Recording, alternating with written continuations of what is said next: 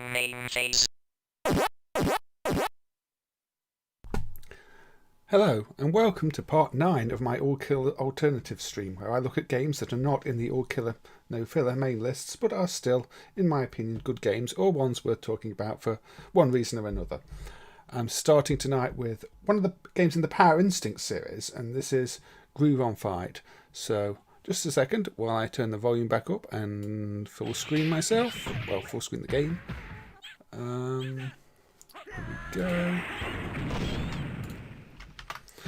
Right, so the Power Instinct series is one of those series of fighter games that doesn't take itself too seriously. It's developed by Atlus and it's got entries across a whole number of platforms. The original game was sort of its own 68K based platform. The other ones were on... what was it? There was a Neo Geo one, Matrimony on. Yeah, that was Neo Geo. That was like the final entry in the series that was released.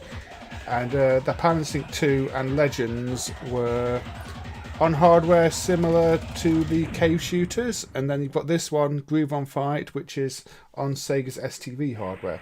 So, all over the place. You like this one, Solomon? Good to know. I mean, it seems to be one that gets overlooked more so than any of the other fighters in the series. Maybe because it doesn't actually carry the Power Instinct name, but then again, nor does Legends, which was never officially called Power Instinct. It just had the Japanese title, and neither did Matrimony. So I don't know. It's a series that maybe wasn't the best handled, but it's an entertaining series nonetheless, with a good sense of humour to it. So. hey, Carlo. I said hey earlier. Mick. Hey, you two, hope you're well. Hey, Solomon, hope you're well too. Hey, Ehab, hope you're well. And hey, Mo, hope you're also doing well. So I'm going to coin this on up and press start, as it tells me to, and have a look at it. Now, you've got a selection of characters. Some will be familiar if you looked at the other Power Instinct games. Maybe some won't be, but you've select 2 characters well, because this has got a tag mechanic. So that's one thing to keep in mind. There aren't that many games with tag mechanics, but this is one of them. So you can see your partner there at the other side, waiting to be tagged in should you want to tag them in.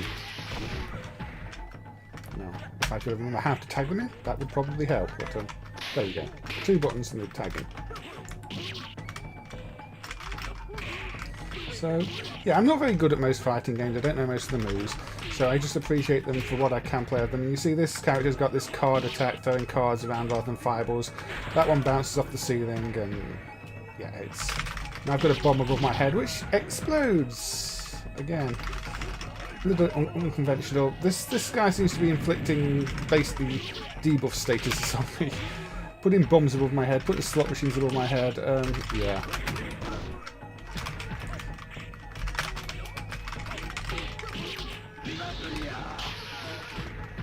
So, oh, don't do that move. That's not a useful move to do in this situation.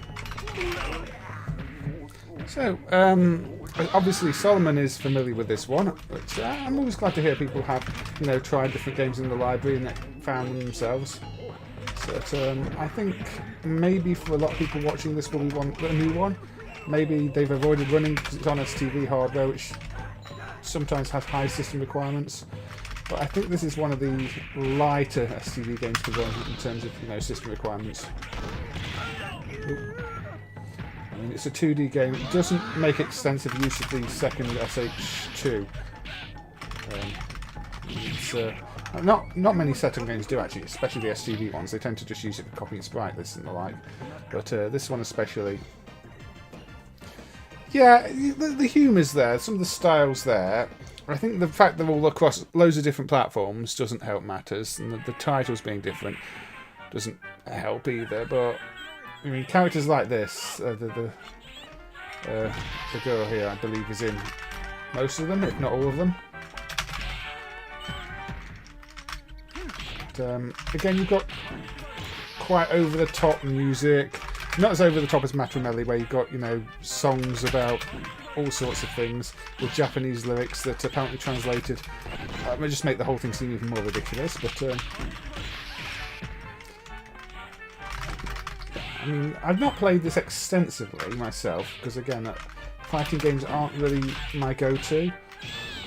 But I've realised that I've not actually covered that many of them, although an awful lot of the fighting game library are already on the All Killer list. It seems to have quite a bias towards them. A good majority of the Neo Geo games are on there, and the ones that aren't on there are typically like prequels. I think the original Last Blade isn't on there because the sequel is.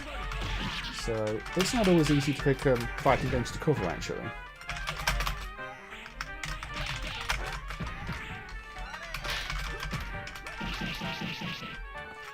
Now, obviously this isn't censored. There's nice red blood as you'd want in a fighting game. And this is using, this is running it with the Japanese BIOS, so that might be why. Maybe if you use another BIOS it will be censored.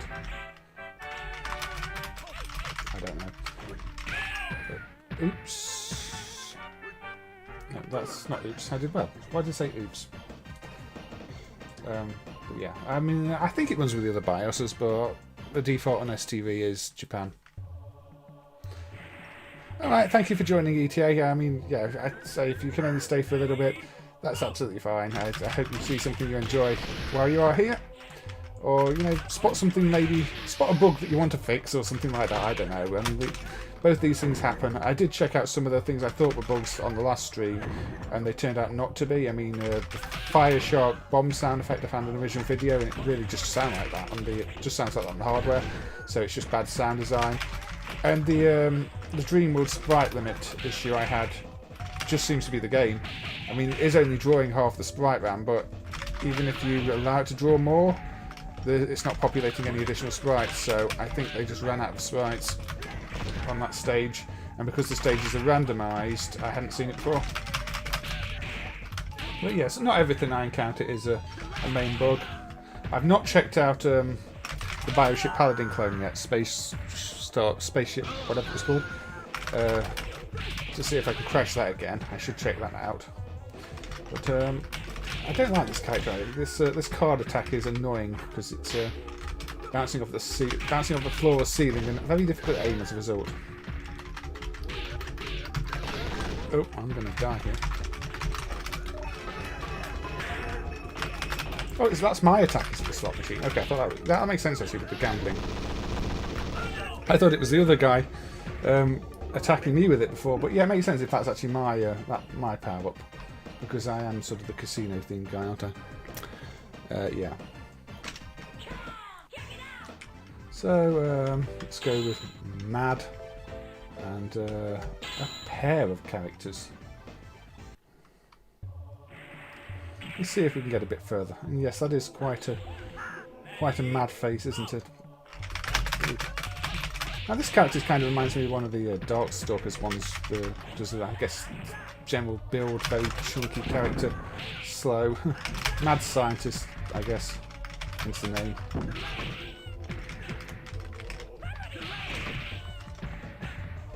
Yes, I noticed that ETA. I noticed that before streaming. But yeah, I think we need a PCB video, and I kind of wonder if every set we've got is a bootleg, because none show copyright. But the hardware is really simple, so it's one of those where I kind of don't see how it could be an emulation bug. But at the same time, you know, it looks very wrong. What am I doing? Controlling the characters badly is what I'm doing.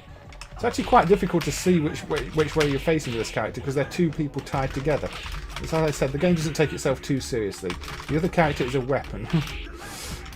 But yeah, I think at this point I'm going to fail, because I'm down to my last bit of health and not getting anywhere.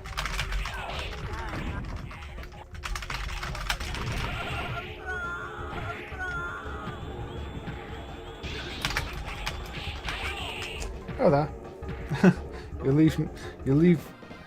I'll leave you to the groove. No. Yes, thank you. Yes, that's a nice little pun there, isn't it?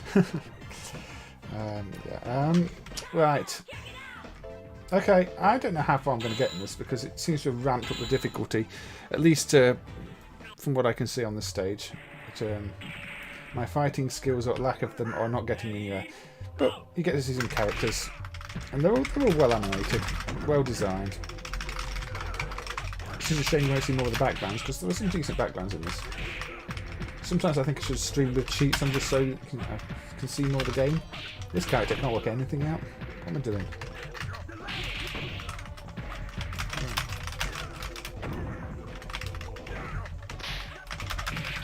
So if you get attacked while you're trying to tag, you don't actually manage to tag, as that's happened there the first time I tried to tag.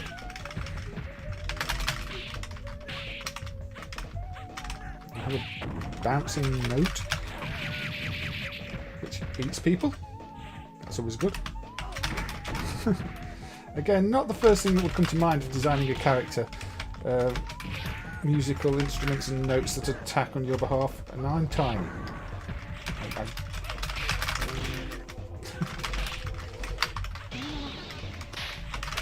Oh.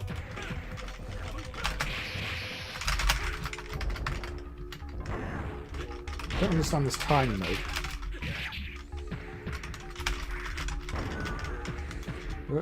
No. I don't understand much about this game, if I'm honest, but hey Jess Dukes, thank you for joining. I hope you're doing well. This is Groove on Fight, one of the entries in the Power Instinct series. But this one runs on Sega's STV hardware, which is Saturn based, and I'm especially bad at it. At least with that character. I've not worked out a single move with this character. Well, that works. But that doesn't. Got kicked in the face. So, I'm probably going to have shown you most of the characters soon on the same stage because this is as far as I'm getting. We'll do you. And we can do Larry. Larry's always a good name, isn't it? So this is, I think this is your most traditional character from the series. The one that's not most associated with the series more than any other.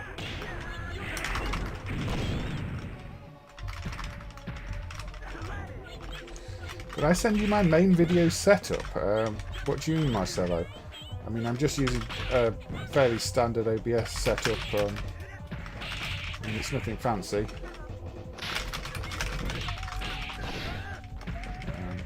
If you find any sort of create a theme OBS tutorial, you put your own graphic on it, and that's all I'm doing. Plus the default shaders in mainly CRTGM shader. Nothing too fancy going on here. Okay.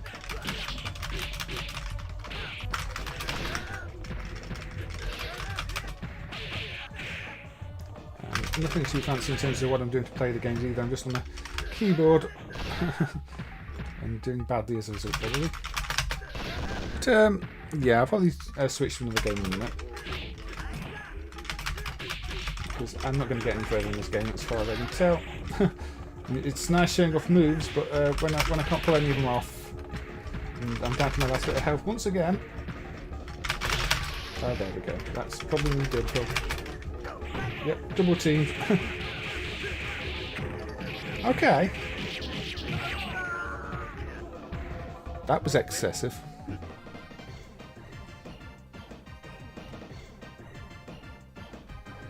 So the CPU is showing me how to play this game. Unfortunately, like I said, I'm really bad at fighting games.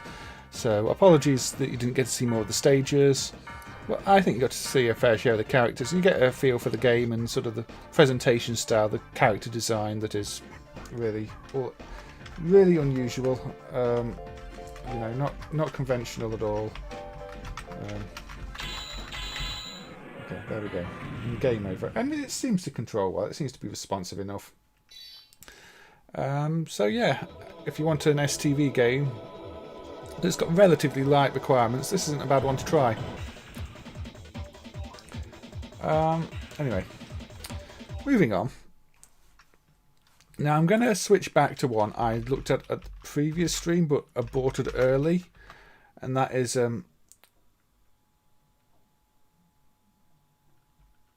why am I using a keyboard? Because I use a keyboard in general. I mean, I do development. I don't really want to switch between pad and everything else all the time. It's just what I'm familiar with and what I'm used to. Probably doesn't make me any better at the games, but you know, I'm not going to be a good gamer even if you give me fantastic, like really expensive arcade controls. So anyway, this is Panic Street, which is part of the Gauss Panic series. And I did fire it up last time, but it was mentioned in the chat that it was still on some adult content lists. I've verified it. There doesn't seem to be any adult content whatsoever in this one, which is what I thought at the time. So from what I can tell, this one is a safe one to be streaming. Well, if Capcom insisted Sony put a 2D chip in the PlayStation, it didn't happen, did it, Carlo? I mean, that sounds like nonsense to me. To be quite honest, I don't think Capcom would have that influence. Anyway, Panic Street. So yeah, this has got a strong telephone theme to it. I will warn you. So there's going to be phones ringing the whole time, and it kind of dates the game because they're old-fashioned style phones, not smartphones or anything like that, but your traditional phones. Now, there are a few zooming issues, as you can see on the big circle there, which I don't know if have got better or worse over time, but they are noticeable. But this is one of the games that's similar to the Gauss Panic-esque game, so instead of drawing from the edges, you draw from the middle. But you capture the phone things, and then you capture more phone icons. And you capture the little phones that are around. And at the end of the stages, you get a list of phone numbers on the screen. I don't know, maybe if you phone those numbers, or phone them back in the day, you would have got content less suitable, but in terms of the actual game, it's absolutely fine. Yeah, I mean, it's just what I always had and always used. Right, going back right back to sort of the Spectrum, I did have a joystick, but it was one of those, you know, terrible ones that, well, the Spectrum was known for having terrible joysticks, and the other ones just ended up breaking if I was playing something like Daley Thompson. So it was always back to the keyboard and back to the keyboard and back to the keyboard. And aside from playing on a console, where I end up usually missing keyboard and mouse, I just use the keyboard. So it's habit. It's more what I'm used to. I'm more comfortable with it. It's just a shame, you know, keyboards have limits like button clashing, button ghosting, and things like that. But it's something. If a game really needs certain keys at the same time, I usually remember to redefine it. Maybe I should have done that in the fighting game, to be honest. But, there we go. I've trapped 2 of the other phones, and they go into the counter at the top. So that's like another stage of collecting the phones for this stage. Like all these Gauss Panic type games, it always feels very unfair. You always sort of get sniped by the enemies just when you think you're going to complete a line. I don't know. They're not my favourite games in the world in terms of gameplay. But if you want one that is suitable for, you know, general purpose play, there we go, cheap death. Then this one fits that. You know, you can put this on a cabinet and not be worried about the content. Unlike, say, the other Gauss Panic games. I think maybe one of the Gauss Panic clones is suitable. The Taiwanese one, maybe. But in general, they're not, obviously. And the Comad hacks of them are even less suitable. So here we have an Elvis impersonator. The phone numbers were real. Hey Boatman, anyway, I hope you're doing well. Thank you for joining again. Good to see you. And yes, the absolute classics here. I mean, this is proper classic game. So you get these phone numbers. I don't advise calling them. They probably no longer work. They'll probably cost a lot of money if they do. Hey Red Hot Mackay. Yeah, I mean, I guess they were there for a reason. They must have been registered at least, otherwise, you know, Kaneko would be getting people to phone up random phone numbers that may be somebody else's phone number. That wouldn't have been good. But I honestly don't know what you would have got from phoning them. Let's capture the phone. But yeah, I will be playing some older games as well on the stream. I mean, this is from the late 90s, I believe, so it's pretty old, even though it doesn't look it. I mean, you forget just how long ago some of these games came out now. Another cheap death.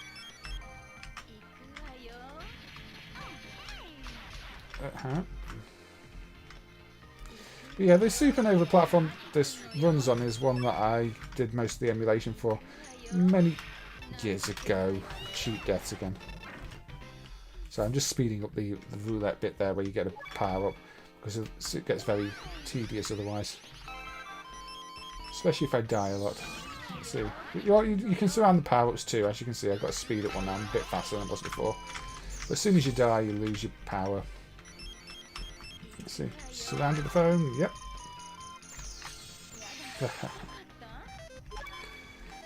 There are other Gauss Panic type games that are family friendly. There's one called Spider that I might look at on one of these streams. Although that's a Spanish development, I think. And apparently that has a version on the PC that is not family friendly, but the arcade version that was done just has pictures of cars. I think the phones are meant to irritate you to the point where you actually answer them.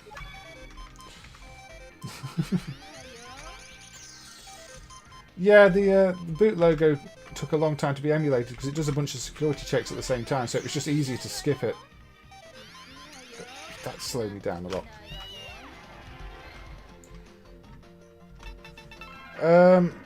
Yeah, the protection on Gauss Panic 2 is especially annoying, Nick. It seems to sit between the two CPUs and probably does decompression the background graphics or something like that. It's not clear at all. We've got boards to study, but so far I've not managed to do anything with them. There's no external data on the MCU either, so it's not just a case of decrypting data from a small external ROM like BRAT Boys was. Although maybe it can access the 68K ROMs for the background data directly. It just seems to have a specific place on the board that where it has access to a lot of things. There's an indie game called Panics. Maybe even. I guess that would be pronounced, wouldn't it? Panics. Is that a family-friendly one, or is that a indie and highly unsuitable?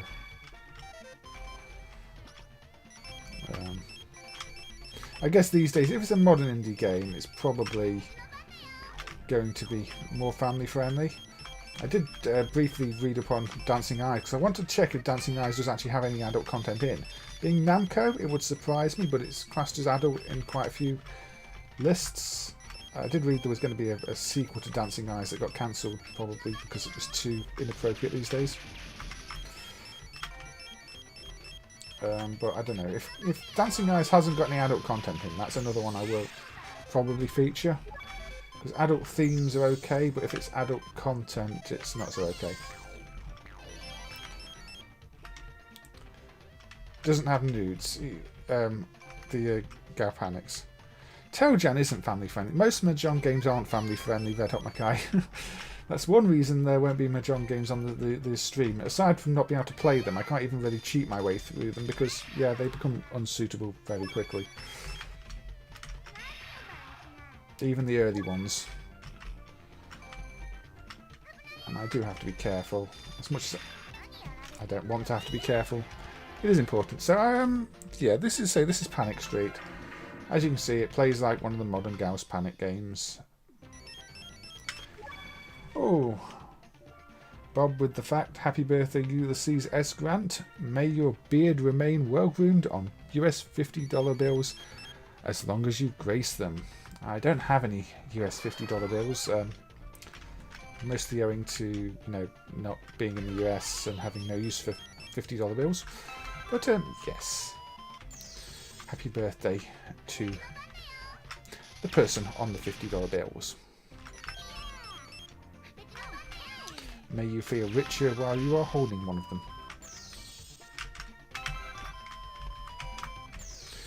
Although, hopefully they're more useful than £50 notes are here, where, you know, you try and pay for anything with a £50 note, and you get some very strange looks.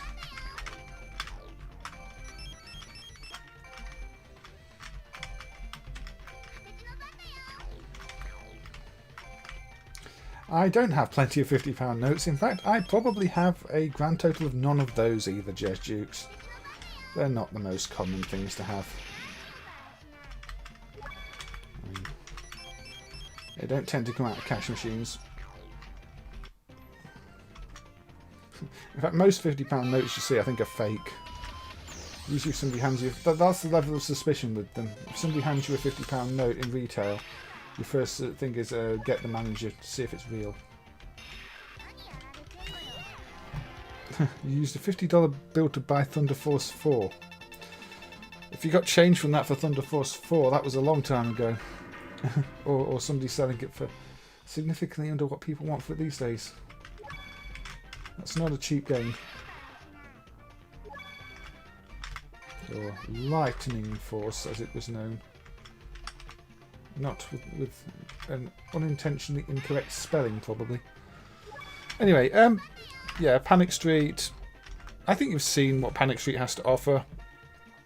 So we could probably move on. I mean, it doesn't change much. Shall we go with a sports game? Yeah, a sports game. This is from the TV animation Slam Dunk Super Slam. So this is tied into the the Japanese show.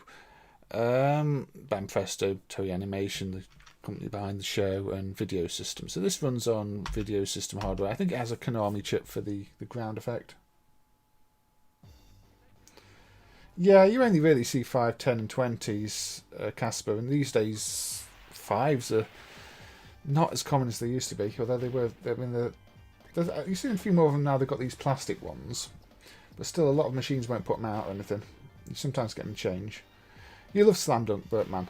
I mean, obviously this is a basketball game, and it tends to be the case with arcades where the only basketball game anybody cares about is NBA Jam.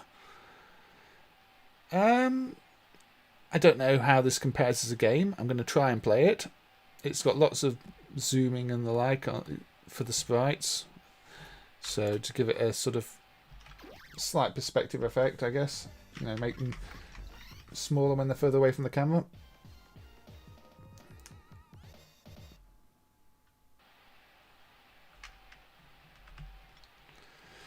Yeah, Jez, that sounds about right. The majority of them are using criminal activity.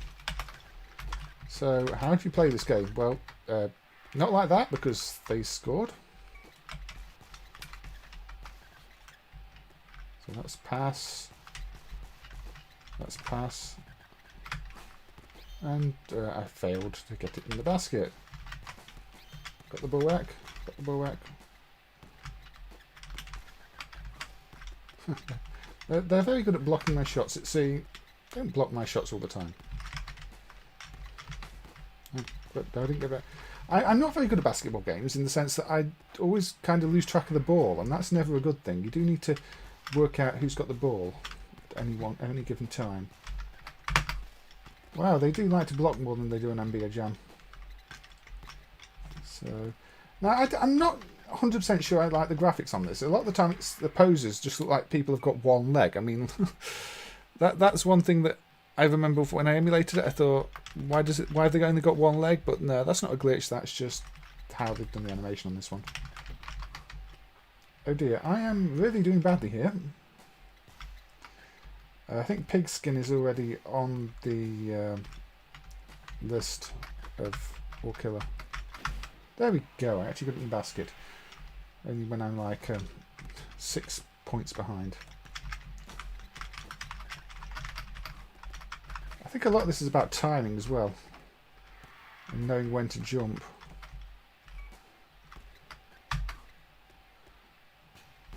Not do that, even though that would have helped. No 3-pointers for me. Now, it does lack the flair of something like NBA Jam. We've not got a commentator, you know, screaming he's on fire or anything like that. But it's better than, say, 3-on-3 Dunk Madness, which almost feels like a prototypey thing around this similar gameplay from Video System. So, kind of looks similar, but without the license, and the version we've got is quite slow. I think it runs about 30 frames a second, not 60. Probably because it's still full of debug info. Right, so I lost. And I'm crying. Let's continue the basketball countdown. So it's full of graphics from the show, obviously. I don't really watch much anime, no, but man, it's never really been my thing. I know plenty of people who do, so I can't tell you anything about the original show here. I mean, I'm assuming it's well themed around the actual teams that are in the show.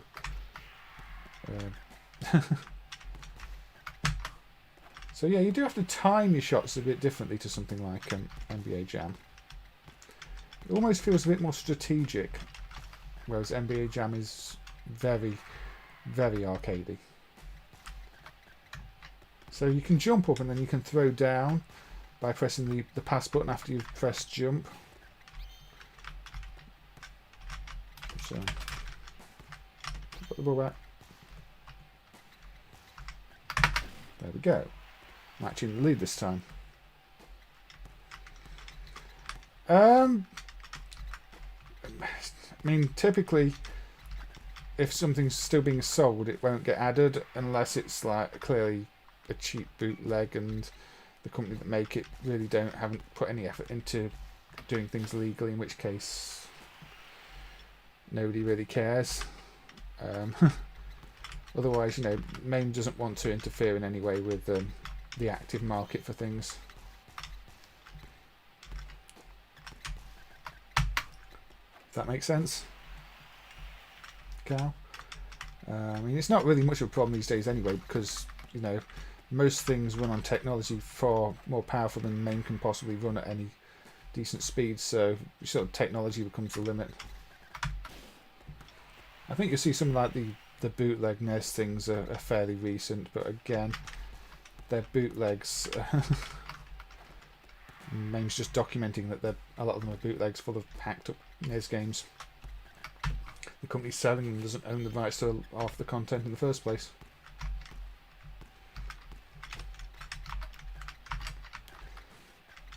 So yeah, if there's a bootleg MAME machine, you know, a bootleg machine running MAME, we're not going to care if it was released this year, last year, or whatever, because it's not a legitimate product in the first place. It's a hack of our stuff. Draw. I thought I was winning that. At what point did I manage to lose my lead?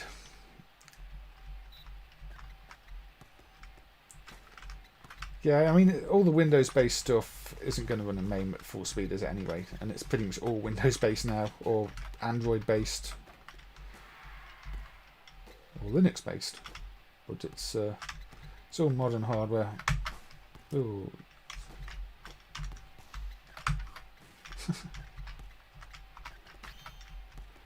I'm doing really badly again now. I had an okay patch in this game, and now I've lost it. I'm way behind again. Let's go for a 3-pointer. Not a chance. Some of these games do, you know, give you a chance at the 3-pointers if you're losing near the end. This one probably isn't one. I don't think they're ever going to put good enough hardware in the Pandora's boxes for that to happen, cow. Those are really bad hardware. Oh, I got a high score. The top high score is CAC. Let's continue again. Press C plus A for special pass. Maybe I should keep those things in mind.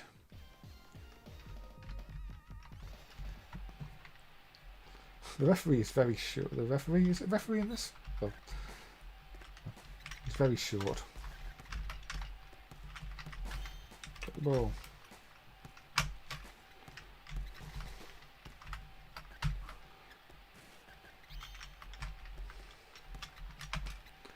So this could have probably done with a bit more in the way of sound design, I feel, as maybe the only criticism. I mean, I'm sure the show itself has got more sound than what you're seeing in this game here.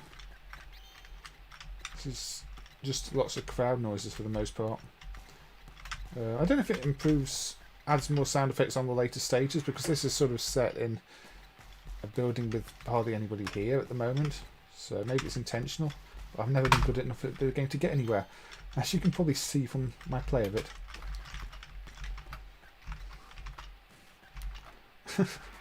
And they manage to score the fancy shots even when I can't. Oh, there we go. Hacks go on top of hacks rather than starting again. For most of the things, yes. As I say, well, a friend bought a set-top box from China, I think off AliExpress or something like that, and they were so desperate to keep their old setup going that they had old MAME and old emulators running in DOSBox rather than actually using the proper recent versions. Basically just running an image of something that was created ages ago, because they didn't want to update it, even though the hardware was I think it was a modern laptop hardware in a set-top box, but it was otherwise the most ridiculous software combination you've ever seen.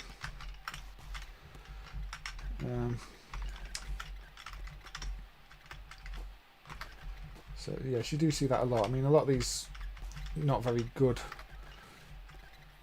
products, even ones that claim to be licensed, are often really old software on the hardware. They just created one thing years ago and never really want to update it properly. Yeah, there's bootlegs of those too. What's the Darius HD collection on, and is it available on physical media? Joystick plus C for special dribble. Okay, I'm going to play as the last team now before moving on to another game, because obviously I don't appear to be very good at this. But if you want an alternative to NBA Jam, this is one of your options.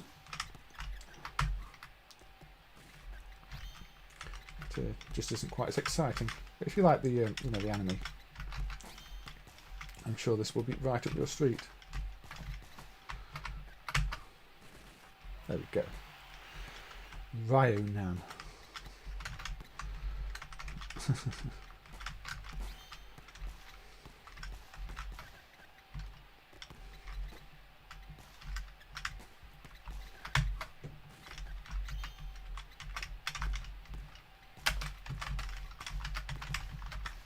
No, I thought I was doing well then. I was giving the ball away. Bootlegs of bootlegs of bootlegs. I mean, there are definitely some bootlegs in MAME that are bootlegs of other bootlegs where somebody else has taken a bootleg and made further changes to it already. I mean, that happened back in the day. Oh.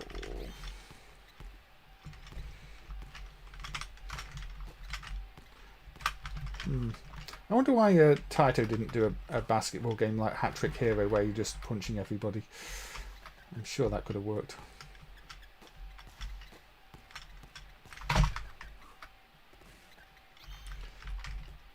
My timing's just off completely. Well, I'm drawing again. I mean, there's some bootlegs are quite interesting. I've featured bootlegs before. I might feature a bootleg next, actually. One of the more interesting ones that is still listed as a clone of the game it's a bootleg of. It was probably sold as an original game because it's got some significant changes. Ooh, I'm in the lead again.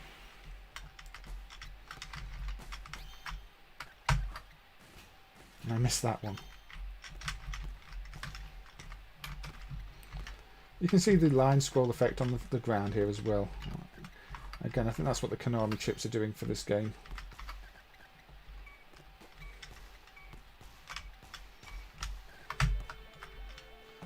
Did I win? I won! If I hadn't won, then this game would have been over. What do I think of Double Dribble? It's not one I've spent much time with, Nick. So I can't really give an opinion on it. Maybe I should play it on a sports stream at some point. But the issue with documenting things like those boxes is they get bigger and bigger as the images get bigger. So, you know, a current box of one of them is probably like going to be like a 20 gig image or something like that. Maybe more.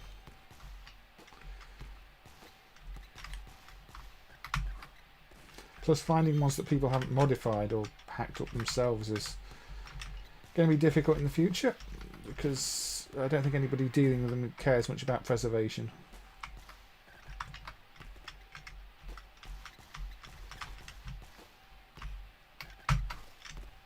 But, so we're still at the same arena for the second match, which I thought we might move somewhere else, but apparently we didn't. So yeah, this is probably going to be the last match I play on this one before moving on. I think I'm going to lose it.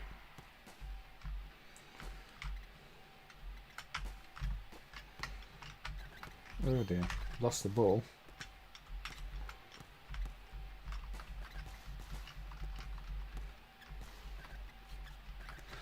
Yeah, I don't know what MAME's going to do for PC emulation Casper in the end, to be honest.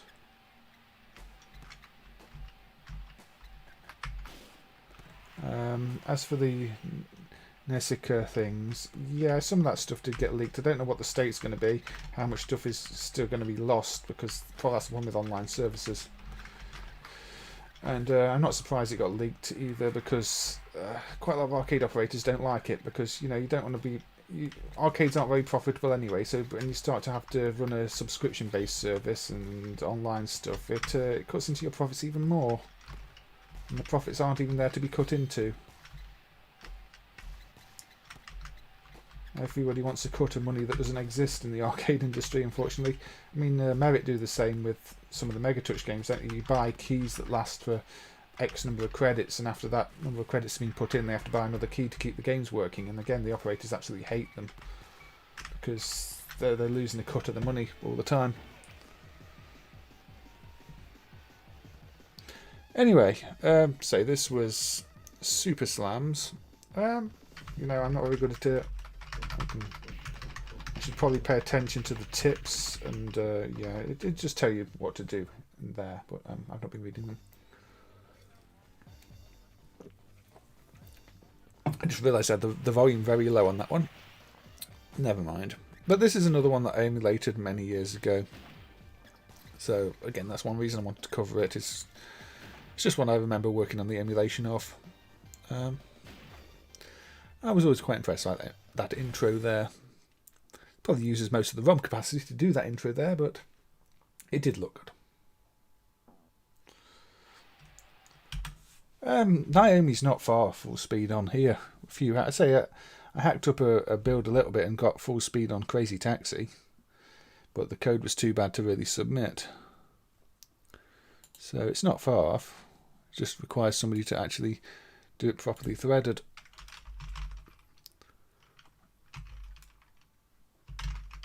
So this one is a bootleg of Space Invaders called Space Ranger. It is set as a clone of Space Invaders. This is by Leisure Time Electronics. But you can already see it's a bit different. Yes, the t-shirt probably is a clone of the Pink Floyd parent set, Bob. You have a point there. So this could be on the underwater stream too. But here we go. This is problem. But yes, the bootleggers of this turn Space Invaders upside down.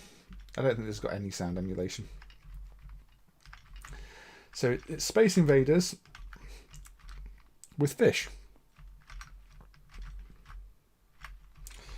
Now, in cases like this, where something was clearly sold as a different game, even though it's still obviously Space Invaders, MAME does typically list them as their own thing rather than clones. Because a lot of Korean games are like that, they're based off other games. So I'm a bit surprised this one. Oh, it's got the UFO sound, that's about it. It's the only sound hooked up, and the UFO is now a crab. But this is obviously quite an extensive graphical rework of Space Invaders, where the code has also been changed to render it upside down, and it would have been sold probably as its own game. So I'm not sure this is typically what we consider to be a clone in the MAME sense. We tend to look at if it was sold as obviously a bootleg and then it's a clone, or if it was sold as its own product. And this clearly isn't just trying to be Space Invaders, it's trying to disguise the fact it's Space Invaders. Not especially well, but it would have probably been sold as Space Ranger. But Space Ranger is a strange title though, because it's not even set in space. This is like Underwater Ranger. It's Ocean on the Moon Europa. Those are space fish. Yes, that is a possibility. Although, how we got here in the first place, I don't know. The anchor would have been very heavy to send up into space. Never mind, 4 of them. So I'm not going to spend too long on this because, as you can see, it is really just upside down Space Invaders. But it's a bootleg, and it's a kind of interesting bootleg to me. And it probably gets overlooked because it's just a clone of Space Invaders, and there are lots of clones of Space Invaders, and most of them just look exactly like Space Invaders, or with minor graphical hacks to the invaders. There are also a lot of Space Invaders games that don't use any Space Invaders code. They're completely original, and they're not clones of Space Invaders, but still look exactly like Space Invaders. So, you know, if anything like this is going to get lost unless somebody highlights it. So here is me highlighting a Space Invaders clone that is a bit different. I don't know if the original would have had the same sound hardware as Space Invaders. I don't know why so many of the Space Invaders games in MAME only have that sound hooked up to them, because it's just very annoying. But that is just how it is. Hey Christian, thank you for joining, and hey Amini Suiki, thank you for joining too. Hope you're both doing well. But yeah, how is that in space? I don't know. mean, if they're going to that extent to re-theme the game so it doesn't look like it's in space, why have they left the title as Space Ranger? You know, maybe Bob's theory is correct and it is an ocean on Moon Europa, but yeah. And yes, but man, a lot of it is discrete sound transistor and transistor logic. So unless you've got a schematic of the PCB and can trace it out, basically like a circuit simulation, you're going to get no sound. And a lot of these were dumped many years ago and nobody traced the circuits, so we don't actually know. And there aren't schematics for everything. It's a bit of a mess. Shall we stick with old stuff? Let's stick with old stuff. Let's go to Italy. Let's have a look at Cat and Mouse, a Zaccaria game. Now, this clone set was recently dumped. It was dumped a long time ago, but the dump was incomplete. There was a bad ROM, half-size ROM dump, and so this clone set has only just been completely dumped properly. I think I played this on stream before, but not recently. Now, it's one of those where you probably want to stretch the screen a little bit. No, horizontal, of course, because there's some garbage at the edges otherwise, so it's a bit too much. There we go. So there's still a bit of garbage at the edge, but let's move it up. There we go. That's better. Now you've got to hit the mice and get them back in the pens at the top. But if you hit them, they turn around. So it's not like you should have direct control of shooting the mice, except that red one. You've got to avoid the bouncing balls. You've got to avoid various things that are coming off the side of the screen. Like that. If that dog appears, you wrap around the screen to get out of the way of the dog. Mouse. Shoot the cheese. And that mouse has gone to the bottom, and that mouse can now grab me, which is not a good thing. Avoid the witch. Put the mouse back in there. But the sound design on this is one of the best parts of it. You know, Zaccaria has done a fantastic job with the sounds on this game. Far better than I'm doing of playing the game. Because I'm getting the mouse get all the way to the bottom, which is not good.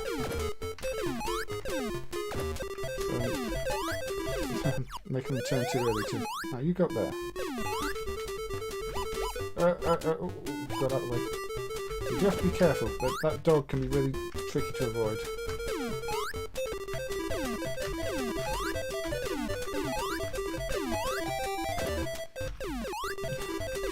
This is the worst I've ever done at this game. I've lost most of the extra things you get bonus points for now. Oh, I've lost that mouse too. So you have to be careful, because if they grab you, then you die.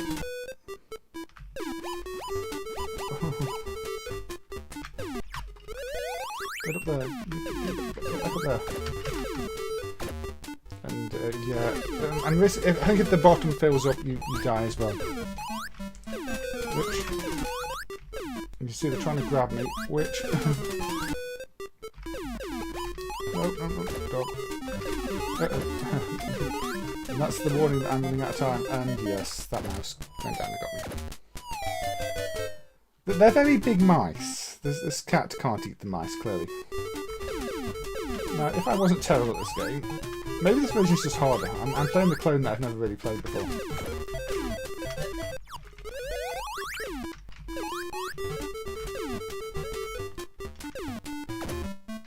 Nope. You have to be, if you see the witch or the dog come onto the screen, you have to be very quick to get off the screen, otherwise you will get caught.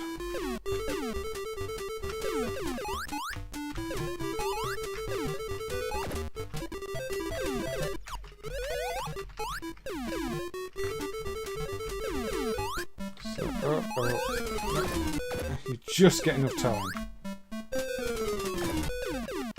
It's very close, very tight. I think this is actually a proper classic game.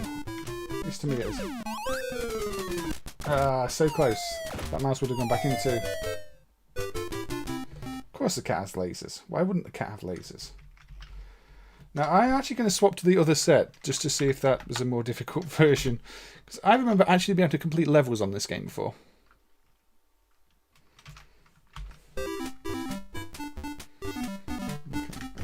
Okay, of course I need to move the screen a little bit as well. Again.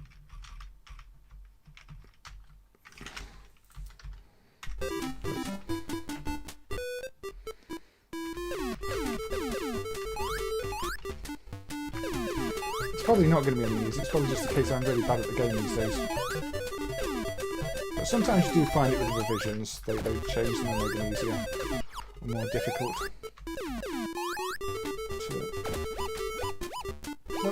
You see, I got all the mice in the first try this time.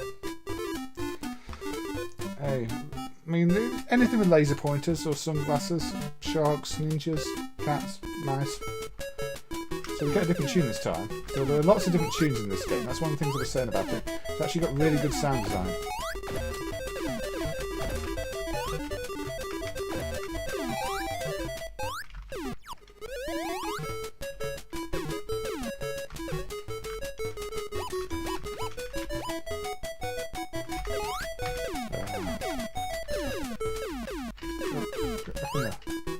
There you go, complete the level.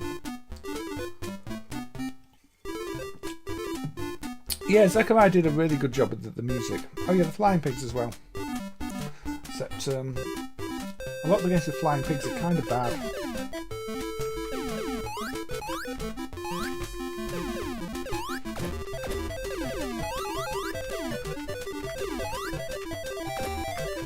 But it's not a bad game either.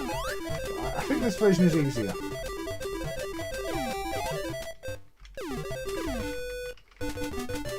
The mice got all the cheese.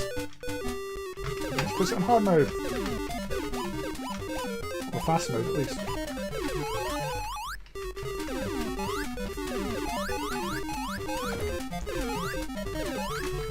There we go. I mean, it took a long time to find a second board with the clone set of this on. I think we're looking for about 15 years. So this isn't a common game. And so it's an Italian game, so probably outside of Italy it didn't really get seen much. It's one of the few I've actually seen on real hardware. But this one I'll come and play quite often in MAME. That's why I wanted to check out that clone set. But I am almost convinced the clone set is a much more difficult version of the game.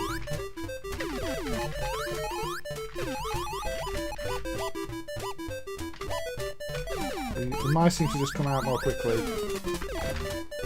Not getting you. Oh. How many arcade PCBs do I own? I don't have any arcade PCBs. I don't have room for any arcade PCBs.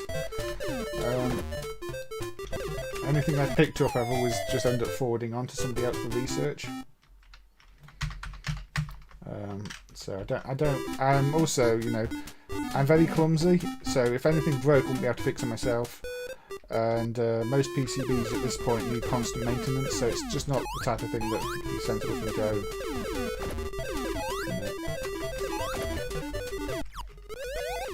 So unfortunately, it's not. I have to rely on other people with the hardware to do any tests for me. No. Oh, unfortunately, if you don't react in time, you die to the dogs. I don't think it's ever unfair, but it can be difficult.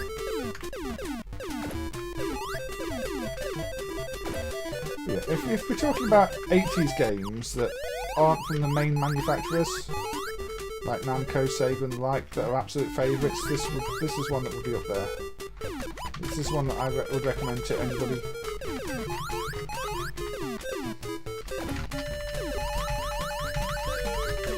It might seem like a strange concept because you can't actually kill the mice, you just have to sort of shoo them back into the holes, except for the one that comes across. But yeah, this is proper fun, Jukes. And yeah, I think without MAME, things like this would have been forgotten.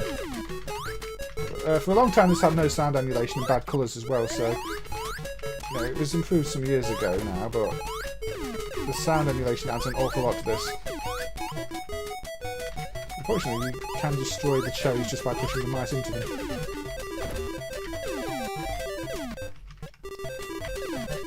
You can shoot the balls too. Uh-oh. No, that's bad. spent too long trying to shoot the balls and not enough time to shoot the red mouse. Which... it's a very fast-paced game. Bit slow down now because there's lots of mice moving around. Oh, I got. Hey there, Olga, thank you for joining. You're currently watching Zaccaria's Cat and Mouse. Oh yeah, I've seen that one, Bob. It's a really good game. It doesn't even look like an 8-bit game. It's like, if you asked me what platform that was on, you could be forgiven for thinking it was an early Mega Drive game.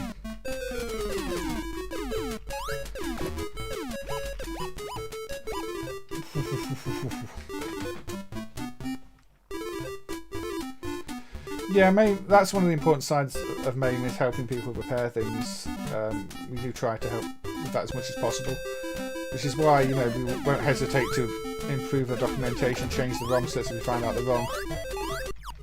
You know, improve the file namings, improve the positions on the file names. Because so many people have to use MAME for repairing stuff or diagnosing problems. You know, trying to break the emulation in the same way as the PCB is broken can be a very useful way to try and diagnose a problem. So it's got a lot of use in that field. But yeah, Cat and Mouse. I'll give it one more credit and then move on, because I don't think I'm going to get to any of the later levels. I probably already had my best run on this one for today. But yeah, if you only ever played this years ago in MAME when it was badly emulated, then definitely give it another try. I'm actually going to put the clone set back on after this, just to verify that it's more difficult. And that I've not just got better at it as I've been playing it. I think the holes empty up more quickly on this version. I think it swaps them around so you can get the mice back into the holes at the top.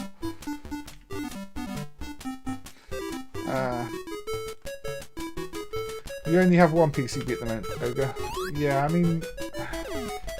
I think a lot of the PCBs these days are ending up in the hands of collectors because it doesn't make sense to try and keep them or look after them a lot of the time. They just become very expensive to maintain.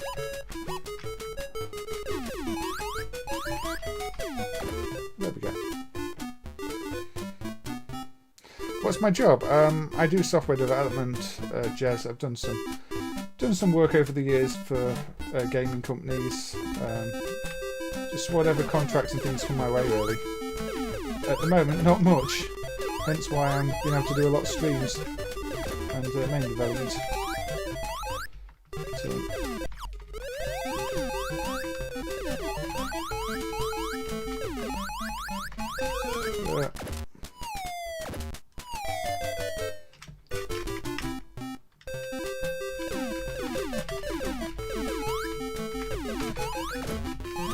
But yeah, I mean, the tunes remind me of the use of the 8-bit chips on, you know, the old computers, where effort was put into making decent tunes with limited sound hardware.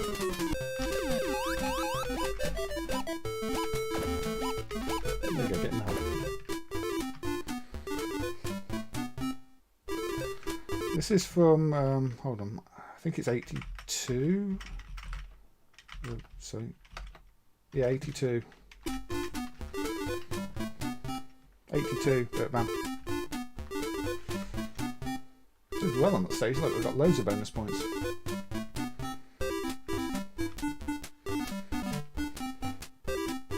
You know when it...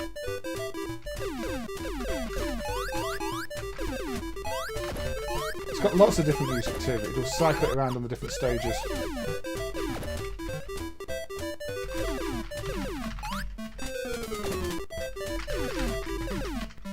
They're all well-known pieces, but they're well done.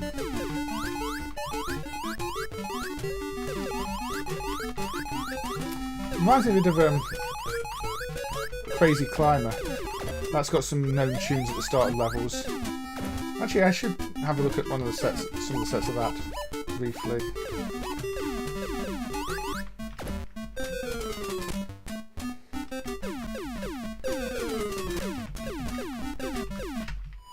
Got. I always forget to look at the mice at the bottom, but yeah, that one grabbed me by the tail, and the cat is dead.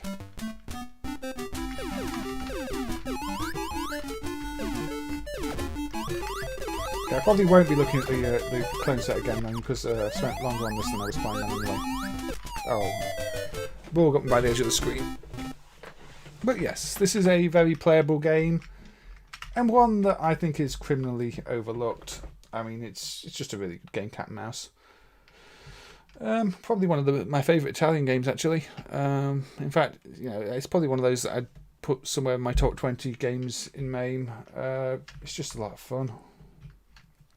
It's got a continue feature as well, if you want to continue. I think I crashed the game.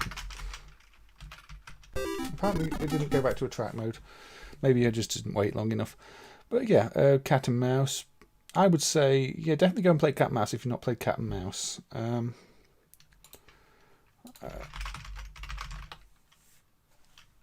Hold on. So yeah, I just mentioned Crazy Climber.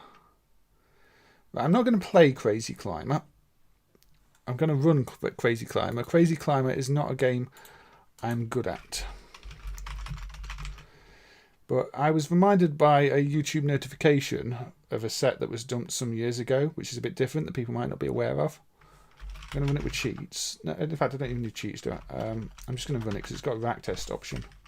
So if I put rack test on, which is a built-in cheat, you can hear the songs on each stage.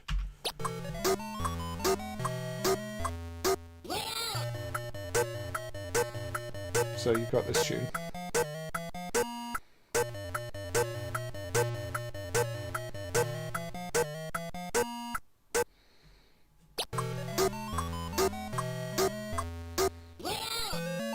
So obviously this is an easily recognisable piece of music on stage 2.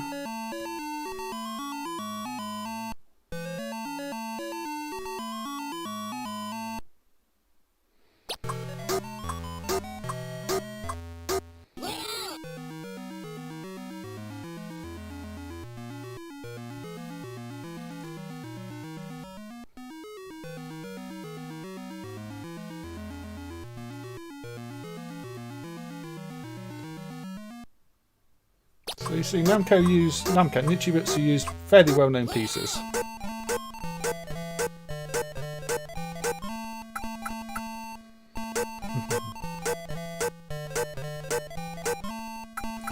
Yeah, you tend to forget Nichibutsu did quite a few important games like this. So those are the tunes that are in the most sets of Crazy Climber, the ones most people recognise. However, some years ago, this set was dumped, which is in MAME's set 2. I do the same thing. I put the rack test on. So even that bit's a bit different. So this song's the same, though.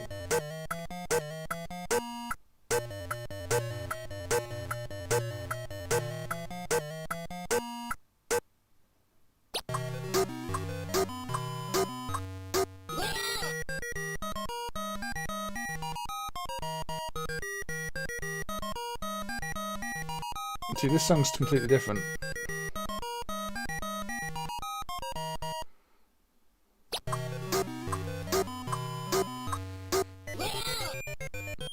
I think this song's different too, isn't it?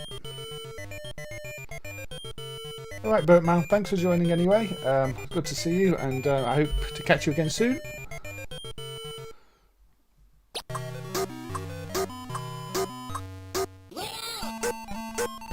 So yeah, the stage 2 and 3 music got changed on this clone of Crazy Climber, and it's likely due to a copyright issue actually, because apparently the tunes that were replaced are both by the same composer or something like that. So I don't know if this is actually a later revision of the game where the music's been censored and some of the sound effects have been re-recorded. But that's definitely one of the more curious clones in MAME. I'm not going to try and play it because it requires a dual joystick setup that I've never quite got to grips with, even with the dual analog sticks. So it's one I'll probably have to practice if I ever actually want to play it. But yeah, that might slip under the radar for some people because it's just innocuously marked as set 2 when in fact it has different music. Anyway, from there let's go to a game on Taito hardware. This is Feena, 1991 East Technology. Now, East Technology are probably one of those that strike the fear into your heart if you've played several of their games, because they're notorious for doing some quite bad games, such as Double Dragon 3. But plenty of others too. This is a maze puzzly type thing. Maybe it's not as bad as some of their others. Now, this is a Japanese set. I did notice looking through the ROM, there is English text in the ROM, so I don't know if there was an English release that's not dumped or an English release that was planned but never came out. There doesn't seem to be any way to enable English with the current set, at least not without hacking the ROM, which I don't know where you'd hack it or what you'd change. But this is going to be in Japanese. So let's have a look. So in this, you pick up the treasure chests and then you capture the enemies in the chests. You don't do that because that gets you stuck in a corner. And then once you've captured enough enemies in the chests, you can throw the chest to where the key is, and that unlocks the chests, and depending on how many enemies you caught in the chest, you get bigger coins. Unfortunately, I'm not doing very well.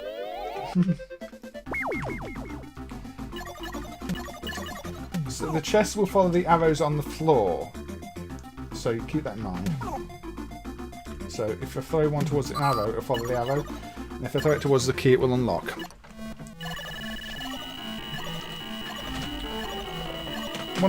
So pretty much what I'm saying, the Ogre, PCBs and original cabs are a lot of maintenance these days.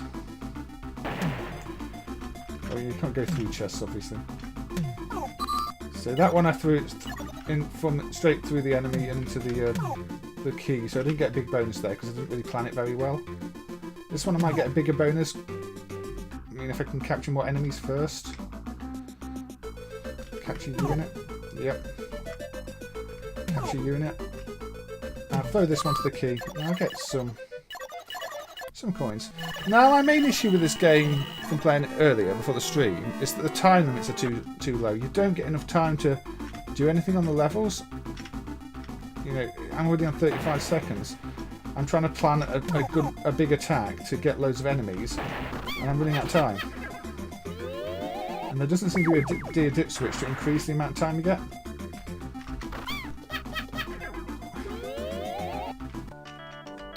So that is a bit annoying. Also, it's very easy to just die. I've got 40 seconds and I've got this many enemies on the level.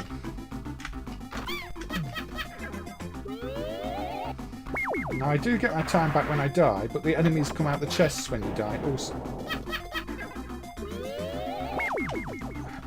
Now you can stun the enemies by fire and get them to walk past them, which is handy. Oh, I've got quite a few in that. Avoid the fireball. Now I'll get you out the chest. The bomb. Blew myself up with the bomb. The bomb only seems to stun them as well, it doesn't kill them. Now all the chests are in that corner now, so I've got to go back up to this corner. Well, look, I'm already on 15 seconds left. And I say that's where this game, for me, lets itself down.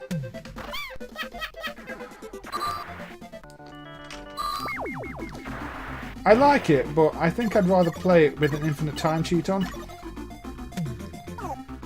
It's got a Namco feel to it, but without some of the balance that you'd want.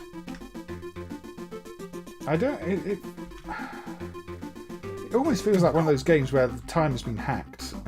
It's that strict. There we go.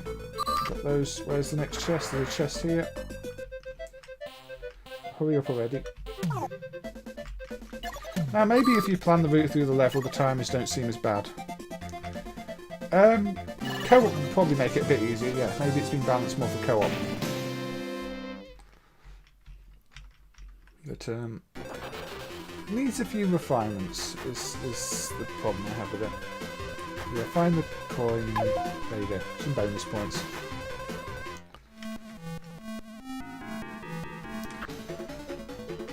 But there's definitely a solid concept in here. The execution is a little lacking. It's better than a lot of East Technology games. That was a big chest as well. And they're going to escape. Yep.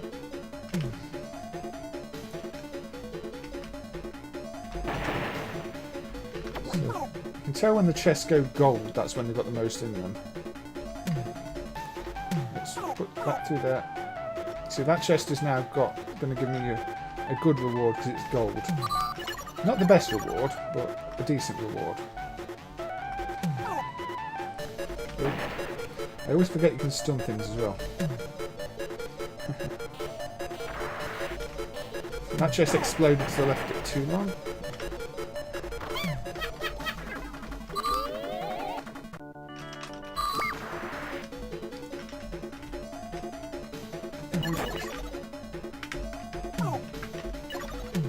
Right, get in the chest. Go to the key. The other enemy escaped. I mean, I've not done any original games from scratch that are famous. I've worked on commercial re-releases and emulation-based things of some known games. I mean, I did some work for Sony about, well, quite a few years ago now, when they were bringing out some PS4 games on the PS2, so things like Bully and Jackson Daxter were part of that.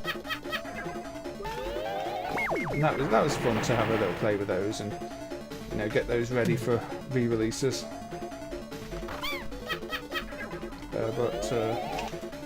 No, I mean, most of the other stuff has just been smaller studios and minor work, or emulation-based things on platforms that nobody cares about.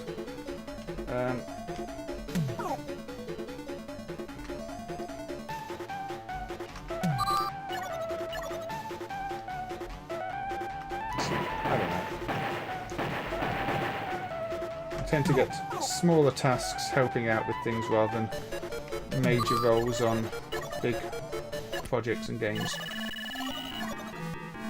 Yeah, compared to most East Technology games, this is actually a really enjoyable game. It just, say, lacks a bit of polish and a bit of balancing. This one's now quite full. Now, can I get the last enemy in here? Ooh. I've got every enemy in this chest. Lots of coins. There you go. I actually did the, you know, that's probably how you're meant to play the levels. Come with a strategy, capture all the enemies, get them all, you know, clear them all at once.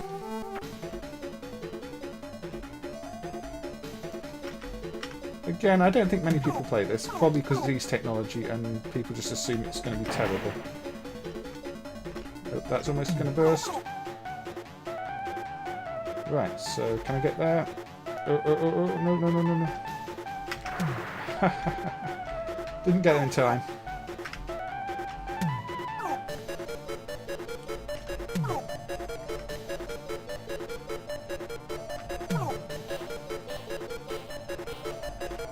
Within that time. There we go, and I get a good point this time. So.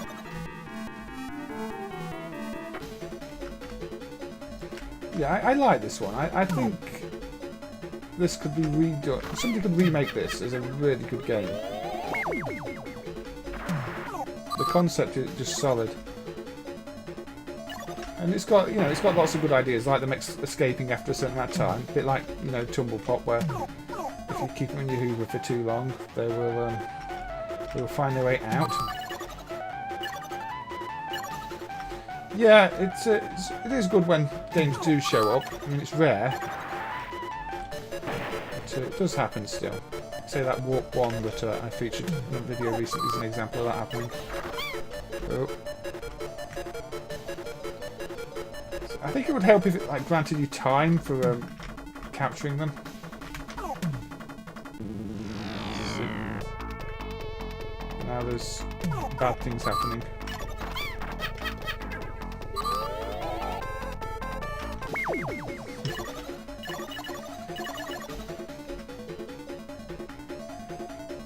This is quite a tricky layout to this level.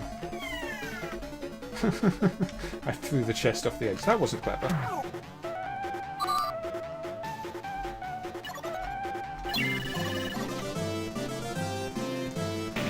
Maybe, but I think that it's random, Bob, so you can't guarantee a clock drop.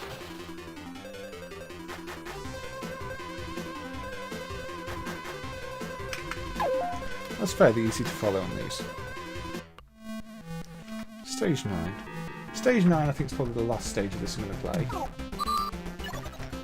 So, yes, if you want a Namco-like game that's not by Namco... forgot the arrow. I forgot about the arrow on the floor there. That chest did not go where I thought it was going to go.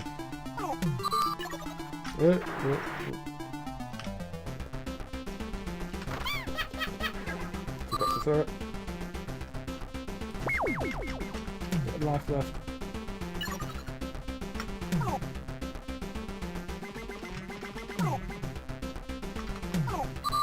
Good calling. Okay. So stage 10, got some water, got some bridges. Again, I would say give this one a try yourself. It's a good one, this one. Yeah, I've spent most of my time working on MAME more than anything else, but I do get, I get emulation-based contracts and things like that, and so I have worked on 1 or 2 games in the past, but nothing major. Nothing major as an actual program of the original software. Mostly just emulation tasks and the like, because that is what I'm known for. I mean, I'd like to get into some sort of game design role because I know all these things about all these games and all these game mechanics, and I don't even enjoy programming that much. But I still get up in these programming emulation roles. I mean, I can do them. It's just I'd like to expand what I'm doing at some point, rather than investing even further in the programmer route. If that makes sense. Right, let's go for a Taito game. This is Guardian, also known as Get Star. Now, actually I'm going to play the Japanese version because I think it's better balanced from what I remember. So let's just load up Get Star. Another one that was developed by Toaplan. So, this is a game that kind of reminds me a lot of the Technos game, because of the planet screen, the Zane Sleen, I think. But the actual gameplay is very different here. So this is Toaplan for Taito. And until the MCU was dumped, the only sets in this that were playable in MAME were some really bad bootleg sets that have their own protection and missed a load of the original protection checks, because this is one of those Taito games that's really heavily protected. They protect little bits all over the place, and none of the bootlegs got it quite right. So having the original MCU, the 68705 running, actually allows this game to run properly, which is before it was decapped. The versions that ran were just really bad. And the simulation of the original bit is based on those bootlegs. Very slap fight like music, isn't it?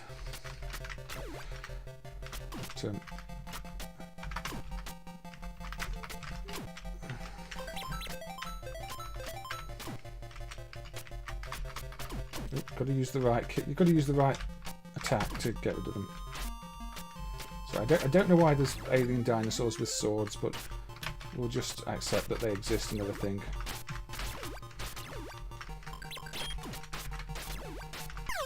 No, I did really badly. A robot punching some Ewoks on an ice planet. Yes. I must have got just about far enough to actually walk forward that time, not backwards. Now, I seem to recall this Japanese version is better balanced and restores your energy between stages and things like that, while the Guardian, the American version, does not. Guardian's just incredibly unfair.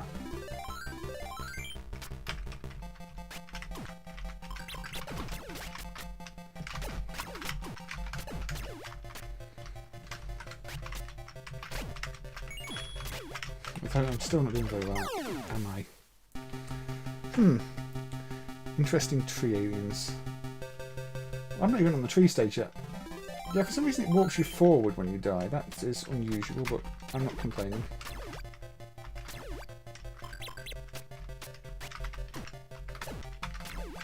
Should really remember to duck out the way of things. Unless the protection's broken, but it is emulated and decapped, so it should be correct now.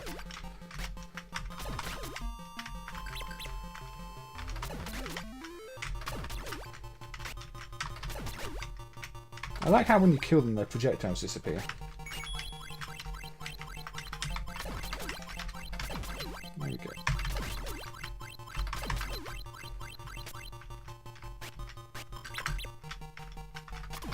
Oh, got me from behind. Anyway, Ice Knight. Nope, that's just the stage names. Yes, ... insert coin. Yes. That wasn't continue. It's one of those hold down fire and press start ones, isn't it? Okay, well, first stage it is again then.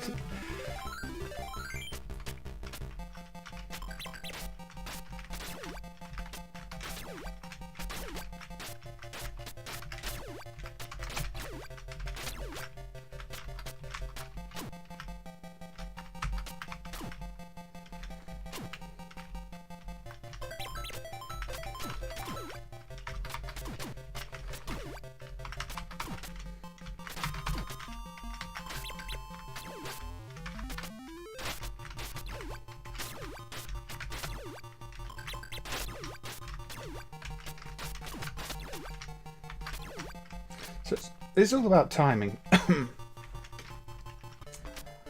Am I still finding more games? I think I've played pretty much everything at some point.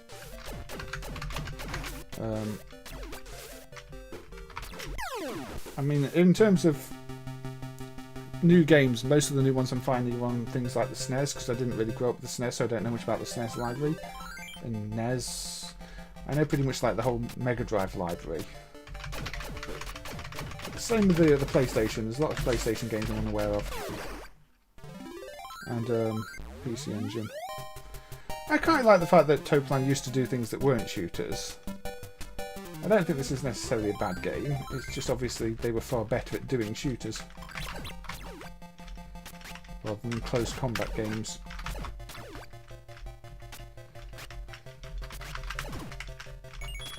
Dear.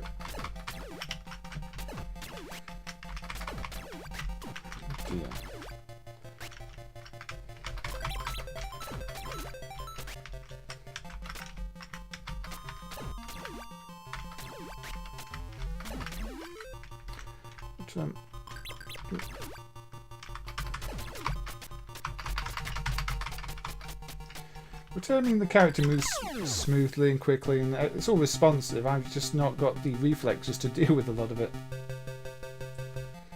Which is a problem with so many games, really, isn't it?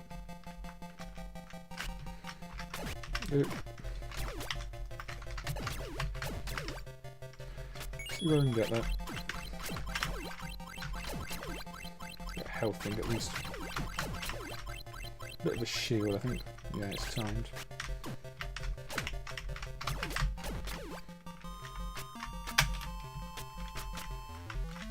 What have we got now? Bigger version of you. I did well there, didn't I? Yeah, Wonder Momo's not great from memory. I might check it out on another stream. Insert coin. Push, shoot, and start. Yeah, it's one of those where if you just press start, it doesn't continue. Taito did that for quite a few games early on. I don't know why. And especially if you're used to just pressing start to continue, it's...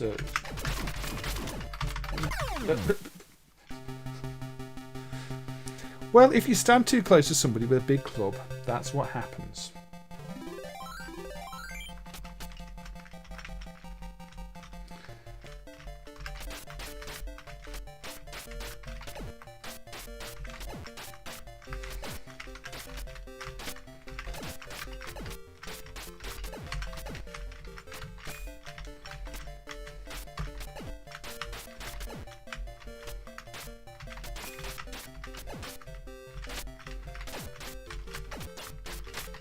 There we go.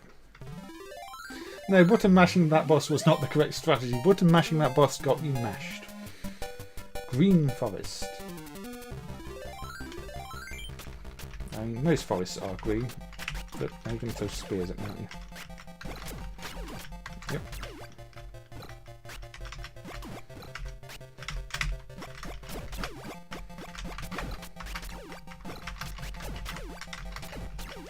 regenerating spears by the looks of it. Oh god. I got a gun. I can't shoot backwards.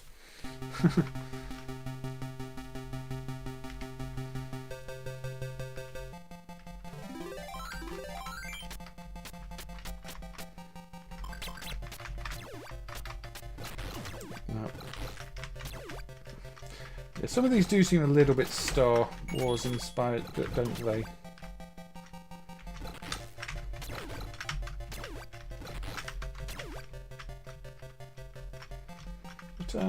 No, it plays well. It's fast and smooth. Oh. Another boss already. See, none of the stages are too long.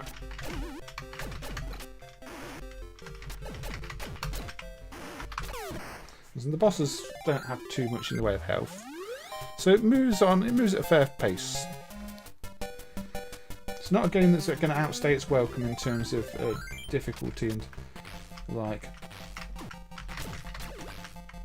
But it's a game that's quite tough to master. I'm trying to get all the power-ups and everything.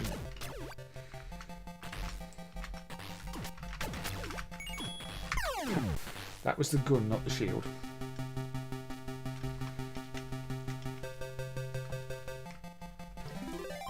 Buried submarine. So I start off with 4 bars of health. I think in Guardians start off with less too. That just gave me more health and I've already got full health. Not the most useful power. Oop.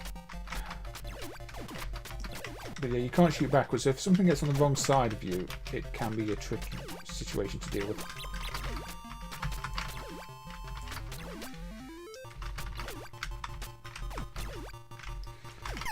I died.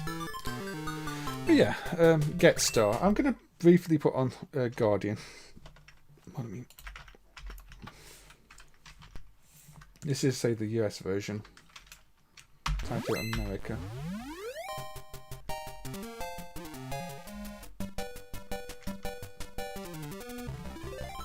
But yeah, it starts you with 2 bars of energy. So, you know, you're already at a disadvantage. It's a much harder version.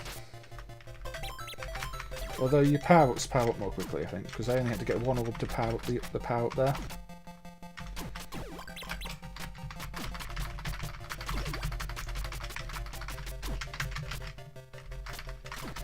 So it sort of tries to balance it out, I think, but does it do it successfully? I don't know. 2 bars of energy is harsh.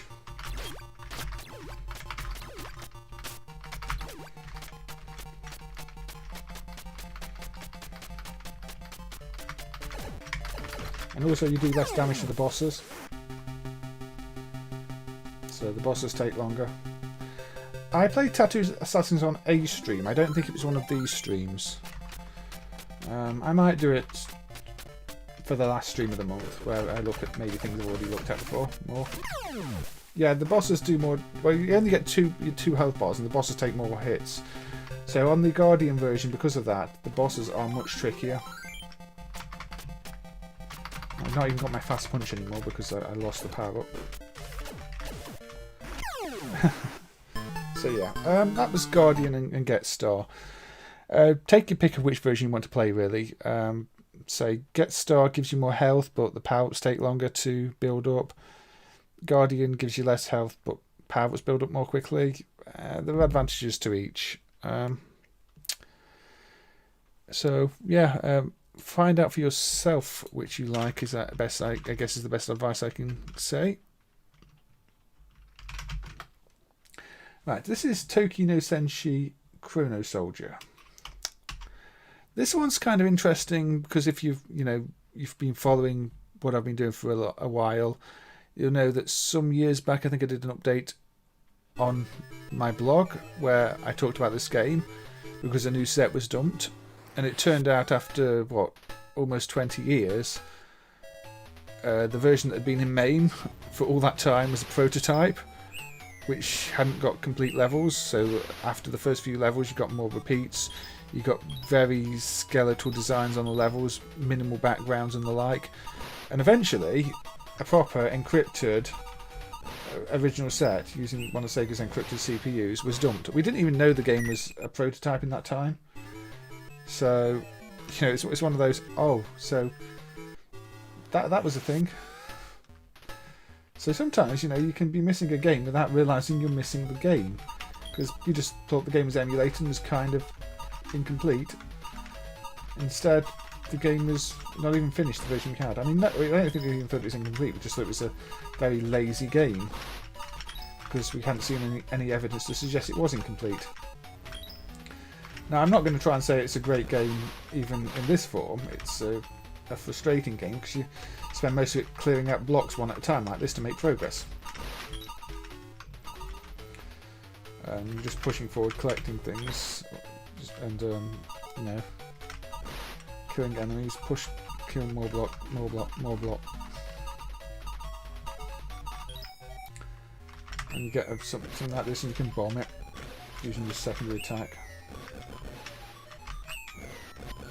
There we go.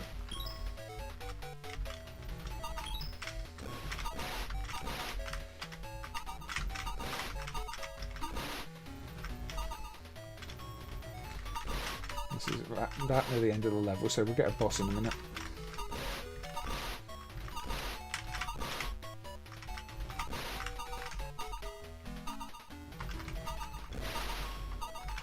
I didn't want to do that.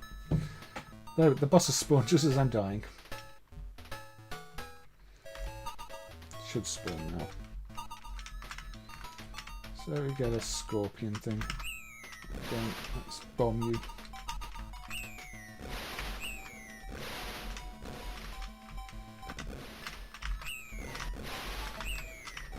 So yeah, this isn't Sega's best game, but it's good to have, you know, a complete version of it now rather than the prototype. Because if you compare the prototype to the final, you can see just how much was missing in the version that was emulated for so long. That we simply didn't even know was a prototype until this showed up.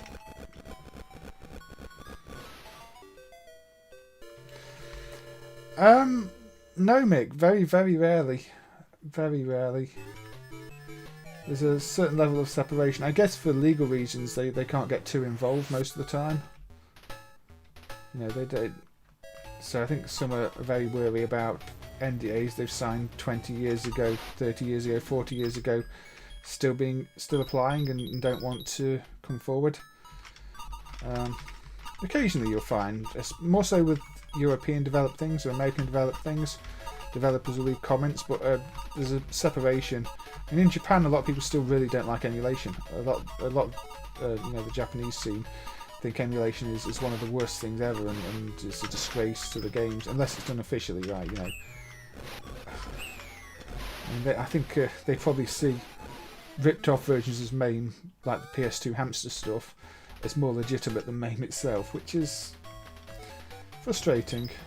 But that's kind of how things are over there.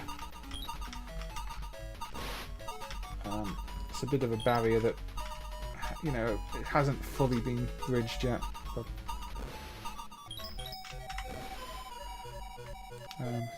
so I don't know.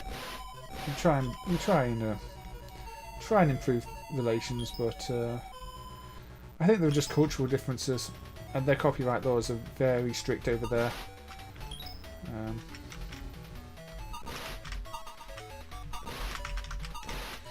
Now I can't remember if this is one of the levels that was different than the prototype. I think it wasn't quite the second level. But maybe this is one where things like the arena graphics on the floor here weren't as complete. The patterns weren't quite the same. The colours changed a bit between the versions too. So, I mean, compared to a lot of prototypes, it can't have even been that close to final, the one we've got. Exoplanning. Yeah, Exoplanning did a few other things, didn't they? They did Angel Kids, I believe, and Riddle of Pythagoras. And also, I think the Undumped Megumi Rescue. Yeah, Exoplanning have got some decent stuff for their name. This may be not one of the stronger Exoplanning games. Hey Aussie Guy, thank you for joining. Good to see you.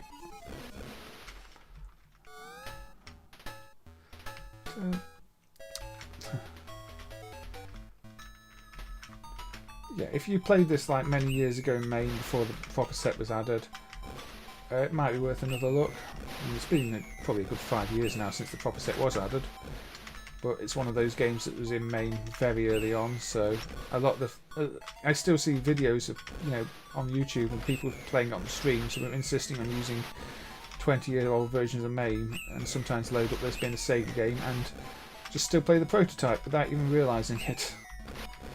It's like, no, that's not the final game.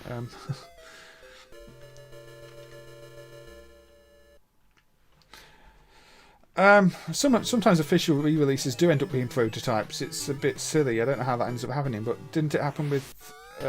was it Revenge of Shinobi on the Dreamcast? The version that ended up on one of the collections as a prototype? It doesn't always make sense. Maybe a different game. Maybe it wasn't Revenge of Shinobi, but I know there was at least one on the Dreamcast where the version that ended up in the compilation was a prototype, and that makes even less sense because the proper versions were dumped. It's just like they went to Sega and got a prototype. The Outrun 2019 Radica unit, plug and play, has the ROM that is considered a prototype in it too. I don't know why, but it doesn't match any of the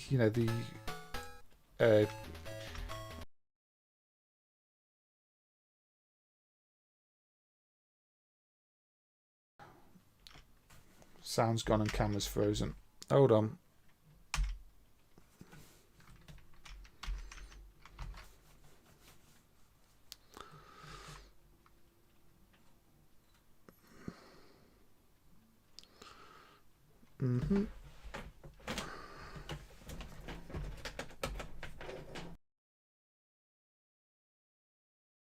Let me just fix this.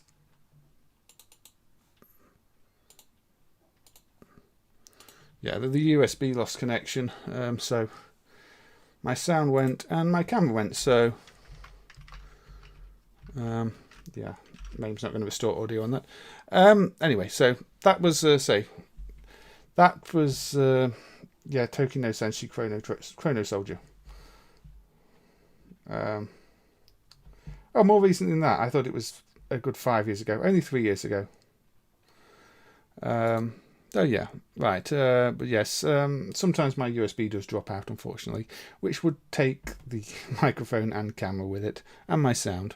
So I think it was telling me it was time to move on. Let's have a look at...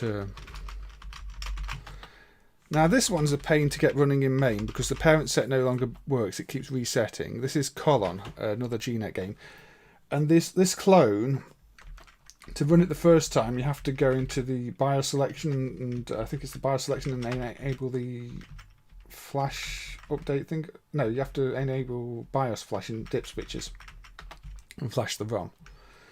Because for whatever reason, it was decided not to put the updated ROM in the ROM set and force you to flash it, which flash the update on the BIOS, which makes no sense to me, but that's what was done. So this is a puzzle game.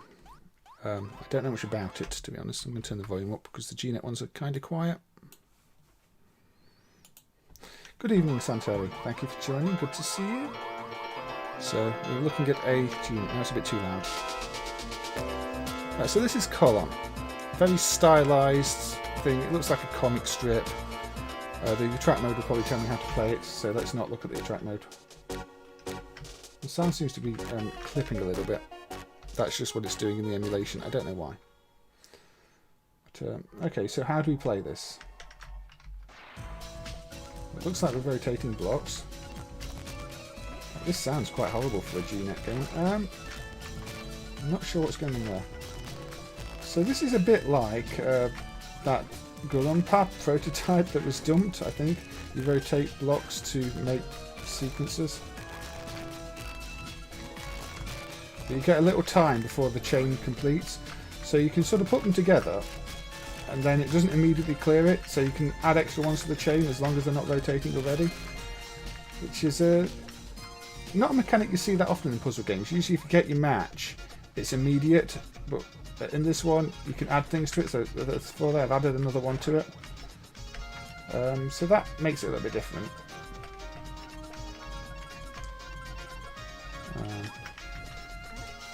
So this is going to chain. I'll add that to it. I'll add that to it. How you doing anyway, Santori? All good there?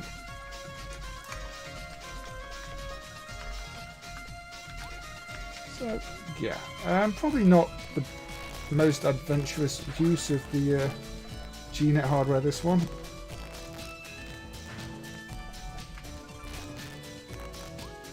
I really don't know why the sound is so bad. GNet sound is usually really good. So apologies for that. I don't think it's anything I've changed. I'll have to check it out on a fresh tree just in case later. Seems to start off a bit too slow paced. Oh, I can press space to get more pieces, but you know, button 3. Space. Add extra one to that. Oh, I didn't do it in time. Add extra one to that. Add 2 extra ones to that. A bit of a chain.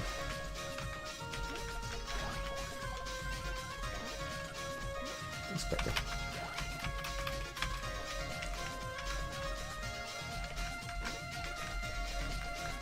So I'm assuming those special blocks are going to trigger a line, clear a line sideways. That's going to clear a line down. Clear some of this pile.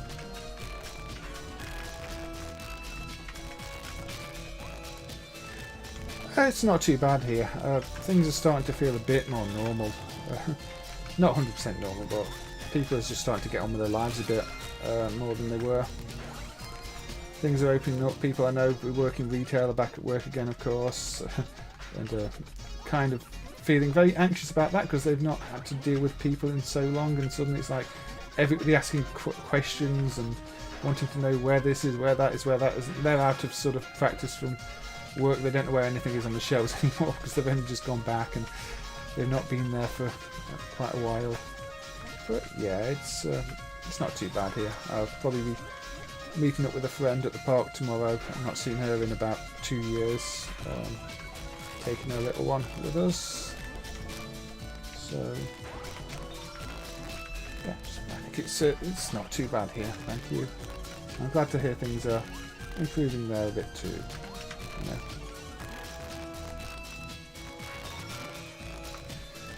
Yeah, but the sound is not nice. Unfortunately, I bet the test mode's in Japanese, so I probably can't even find how to turn it down if it is just turned up too loud. Oh, we've got a bit of a background change. The background's a very low resolution, which isn't the best look in the world. So in terms of GNet puzzle games, I think this one is maybe one of the weaker ones. But again, it's one people probably haven't seen much of, being a GNet puzzle game. And the GNet not being really emulated properly when the list was made. Or having no sound at all when the list was made, maybe.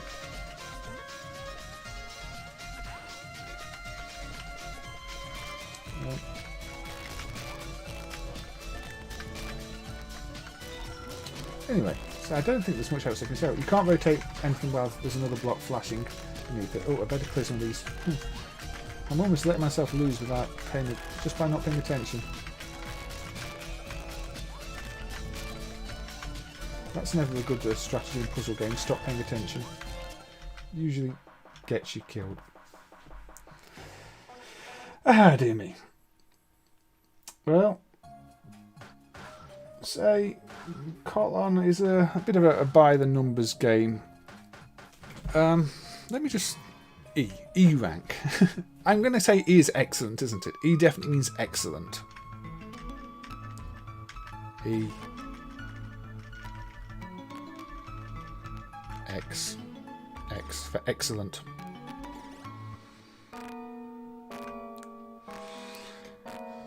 And ow, my ears. X but. Listen, yeah, the test mode's in Japanese. I thought it might be. What? Don't even know what buttons to press to exit the test mode. That'll do. So the volume's not even at max. The volume's on 75%.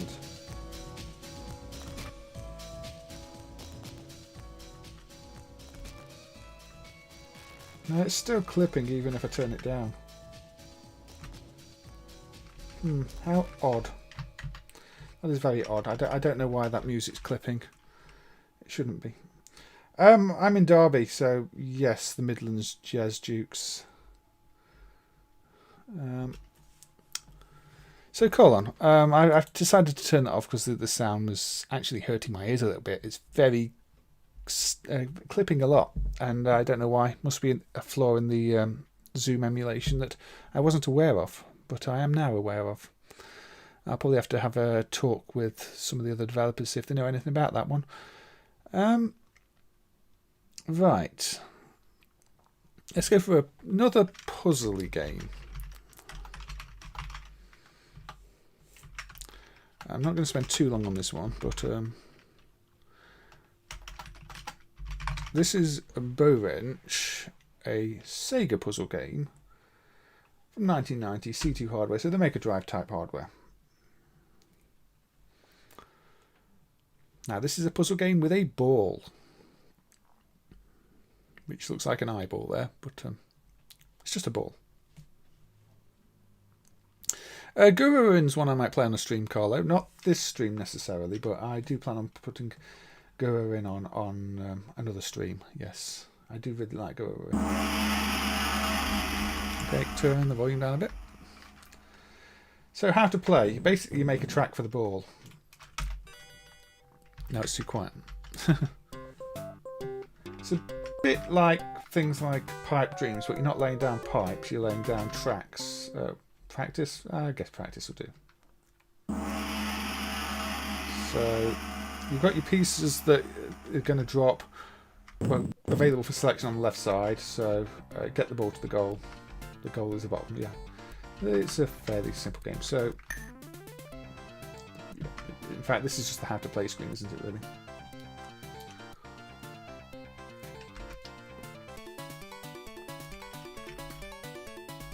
So I put that down there, I put that down there. I don't want that, so I want that there. Press the right button to speed things up.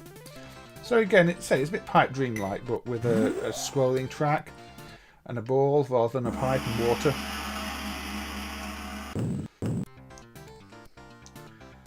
Yeah, it's a bit of a risk opening it up at 30%, I'd say. But I guess a lot of places are kind of desperate to get the economy back up and running, aren't they? So yeah, if you want the ball to cross paths, you have to use one of the cross pieces. Otherwise, you know, you'll be in trouble. You can push a bit further down. But I need that piece there. I need that piece there. And if you loop around intentionally, you get lots of bonus points. So that's one of the strategies for this, creating loops. But I mean, I'm not an expert at doing that, unfortunately. There's not much opportunity here. So I'll just get the ball to the goal in this case. Yeah, RO9 Columns did that too, so I don't know who did it first. I mean, Columns and Clacks, I can both think of do that. And Columns and Clacks are both 1990. So is it an Atari innovation from earlier, or is it something that was just popular in 1990? I'm not sure.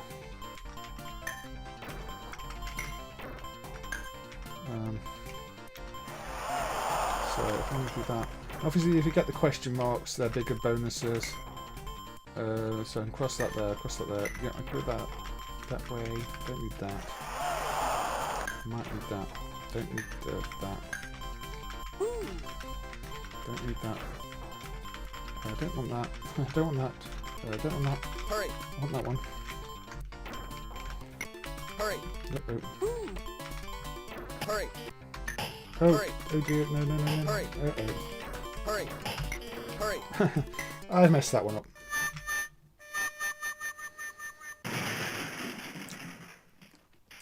The less said, the better.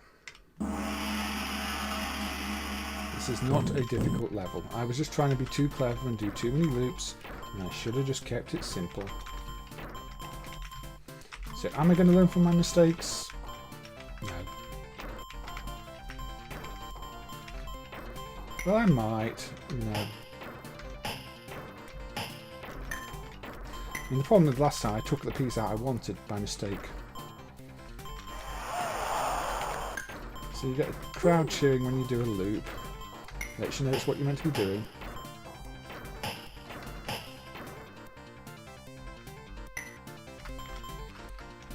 Where do I want to go?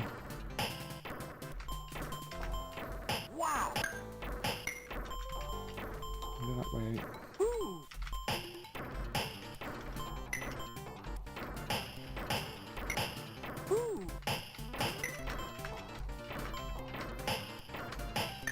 Oh, what am I doing?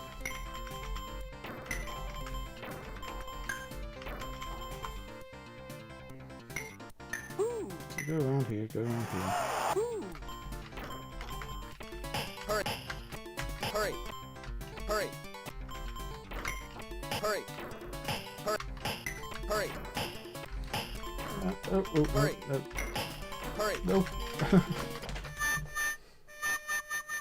I thought I'd put the right piece down, looked away and realised I hadn't put the right piece down and messed it up. That gong sound is on so many games too. So, shall I just do it the easy way?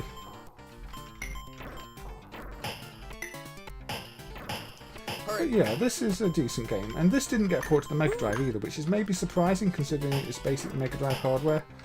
You would have thought this would be, you know, a quick, simple port to do to something like the Mega Drive, given the game had already been developed with that hardware basically in mind. Hurry. Well, Hurry. no. Hurry. Tempest had it, so Atari was probably first. Yeah, that sounds like it then, because yeah, I do remember that now. Tempest just let you select your start level. There's another Atari game. Is it Liberator that does too, I think. And Blaster, that's Williams, isn't it? Is Blaster Atari? I don't know. I can't remember. I'm trying to think of other games that let you select your start level. Now this game isn't actually too hard. I'm just playing it really badly. As you're probably used to seeing me do with games. But I used to be quite good at it. But it's one that requires concentration, and if I'm trying to look away at the chat and assume that I've put the right piece down, and I haven't.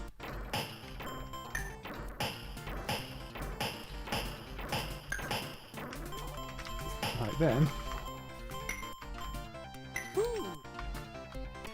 Now, unfortunately, you can't scroll too far down, so you do have to. You can only really plan what you can see. No, I have to throw that off there. Hurry. Hurry.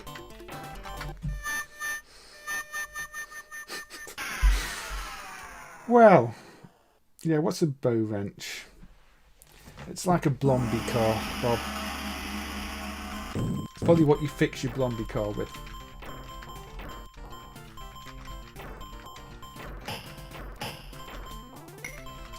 Borench is probably also the sound of me failing repeatedly.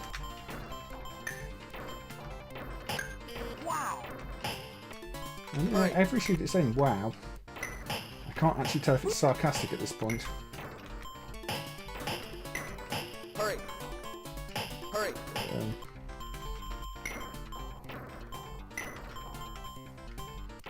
That's not good. So you are meant to be making loops, but I'm struggling to even just play the game without making loops.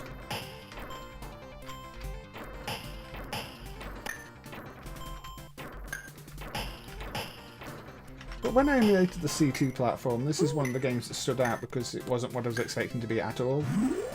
I thought it'd just be a Marble Madness clone or something like that, and it's really not. It's a puzzle game.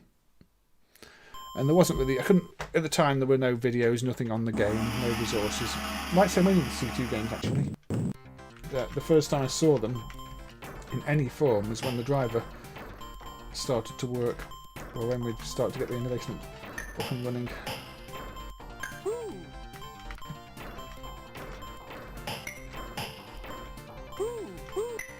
So it was a good time. And as I like puzzle games, obviously, I enjoyed seeing them for the first time. Hurry. Hurry. Hurry. Hurry. Hurry. Buying me a bit of time.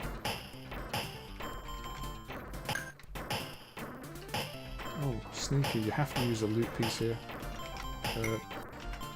Yeah. Hurry. Oh, no. Hurry. Oh, dear. Hurry. Hurry. Didn't put it down in time. Anyway, Borench.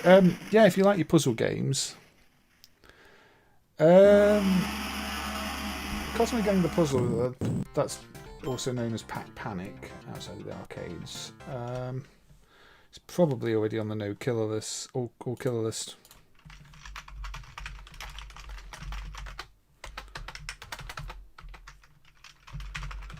Or is it not?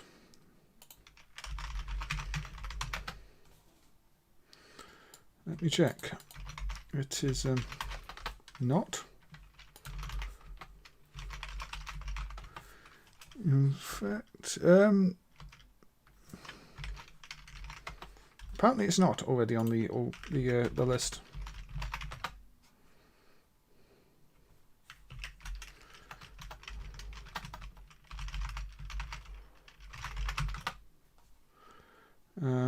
What about the regular Cosmo Gang? Yeah, Cosmo Gang's already on the list, but the puzzle game is not. Oh, is it? No, that's Cosmo Gang. That's the Cosmo Gang with Video Bob. Cosmo Gang the puzzle is Cosmo C Gang PZL. So yeah, the puzzle's a spin-off which was known as Pack Panic on the Mega Drive. I'll probably play that on another stream actually. Let me put it on my list as one to play. Not this stream because I just played like 2 puzzle games in a row. But I will probably play that on another stream. For the next game on this stream, let's go to, just double check this isn't on the list. It's not on the list. Let's go older. Hey Manian. Yes, the good thing about these streams is you can always watch them later for the bits you miss. It's just a shame, you know, if you miss out on conversations you wanted to take part in. I've done that before. It's like, I wanted to add something to that and I missed it. What's the set name here? Sometimes I forget the set names. It's got an R in it. Traverse USA, also known as Zippy Race, an Irem game from '83.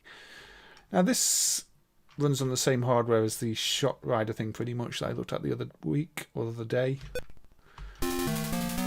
So if anything's going to be broken by the Shot Rider change I made, it's this, but I did test it at the time and it still seemed to work. Now this is credited to Irem, but it's actually quite similar to the Shot Rider, so I'm wondering if it's actually the same developers. I mean, maybe this is also a Cebu game, or maybe Cebu licensed Shot Rider. I don't know. They're quite similar, which makes me think not only in the hardware but in the play and how they play. They feel quite close, but they're both vertically scrolling bike games. This one you're not punching things off, or you know, knocking bikes off the road. You're only wrecking yourself if you hit things. So it's a less complex game. Really, bonus points. Yeah, Rally Bike's another one for consideration actually. Again, that's Toaplan doing something that wasn't a shooter. There's only so many ways you can really do a vertical bike game before it does start to feel like you're ripping each other off. But yeah, obviously going up the road, you're collecting the fuel. Yeah, the cars will honk at you if they're behind you as well. So, you passed, and you get the it's into the screen section where the cars are even more difficult to avoid.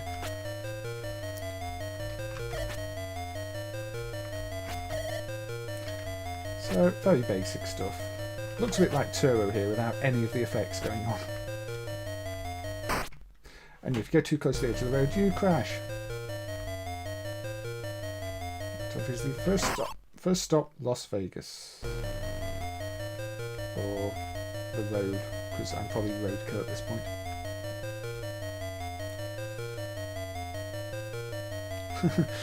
Yes, they're very aggressive drivers, aren't they, Bob? Show on bottom of the table here. Oh, not quite bottom. Close to the bottom. So I get a bit of extra fuel for my position, which wasn't great. Now we're back on, well, a dirt track. We've got some cacti. I guess we're leaving Las Vegas, and you've got rivers to cross.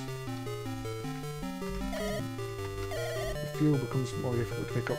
There's bonus points hidden behind cactuses at the side of the road if you're clever, and there's jumps there where I could have got some bonus points for pulling off the jump. So you've got 200 points near that rock.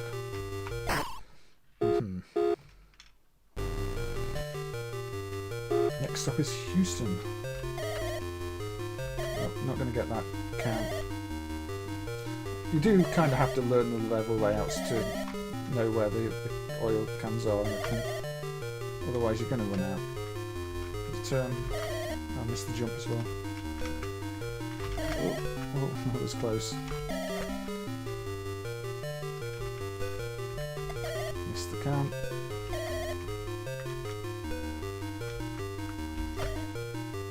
Missed 2 cans. Oh dear. Yeah, this is difficult. You do have to learn it. Once you memorise where things are, it's probably not so bad. I'm sure Donkey Kong must be driving that.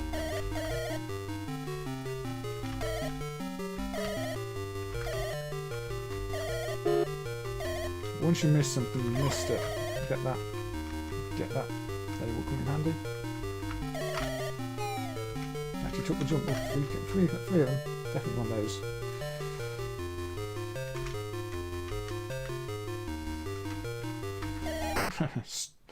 Face plant in the water.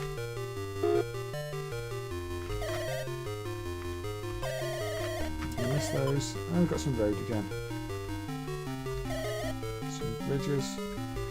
Now, it's not clear how the tunnel hardware works on this. There is just a hack to use 2 specific pens over the sprites, which is noted in the code as a bit suspect, but there's no evidence to suggest any other way of doing it. It could be correct, but it's one of those drivers where there's a few bits that go, this is a complete guess, but it seems to work. There's a few planes flying overhead there as we enter Houston. Ported to the NES and SG-1000. I never played those versions, Bob. I'll have to check them out after the stream, in fact. I do like to check out ports, and I do want to do a stream of ports in the future. Cubic Cubes. Yeah, I might play that one if it's not on the list at some point, Carlo. I do like Cubic Cubes. These are suggestions I will probably keep in mind for the next stream. Cosmo Gang and Cubic Cubes. Or Cosmo Gang, the puzzle, should I say.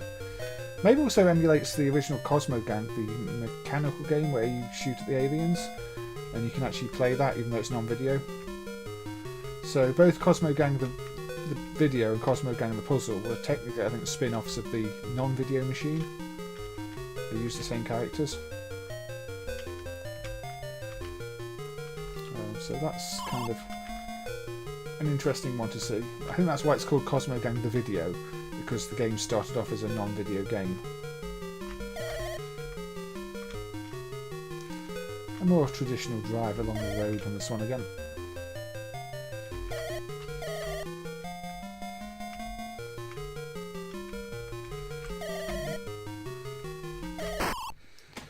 Now, usually when I play games on stream, I do much worse than when I play them off stream, but for some reason this game, I don't usually get past the second stage, so I've actually done better this time than usual. I'm quite surprised.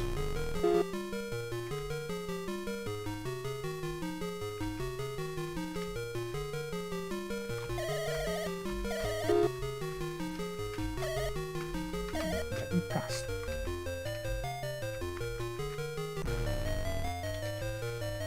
Lewis. It appears that I'm trying to claim on my own life insurance.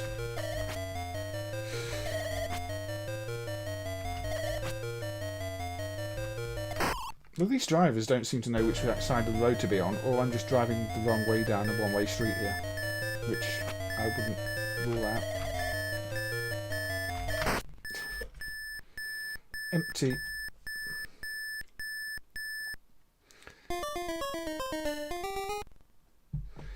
Oh, there you go.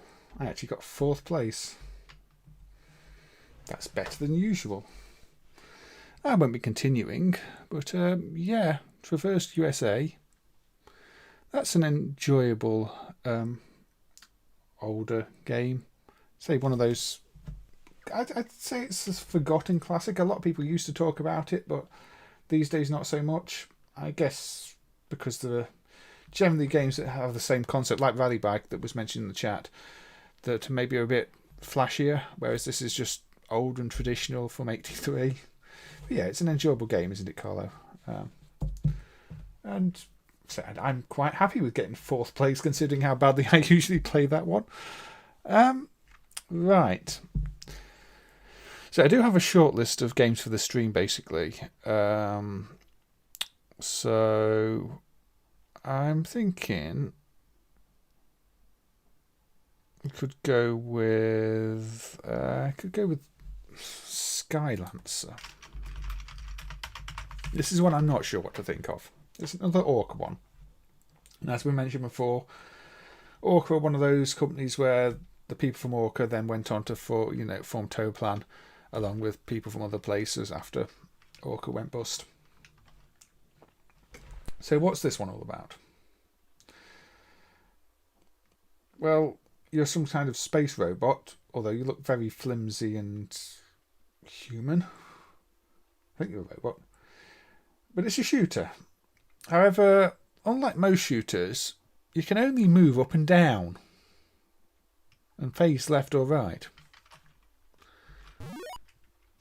which really dictates how you play this one. Copyright. So, I can aim left or right, but I can only move up and down. So if anything comes into the middle of the screen, you have to avoid it.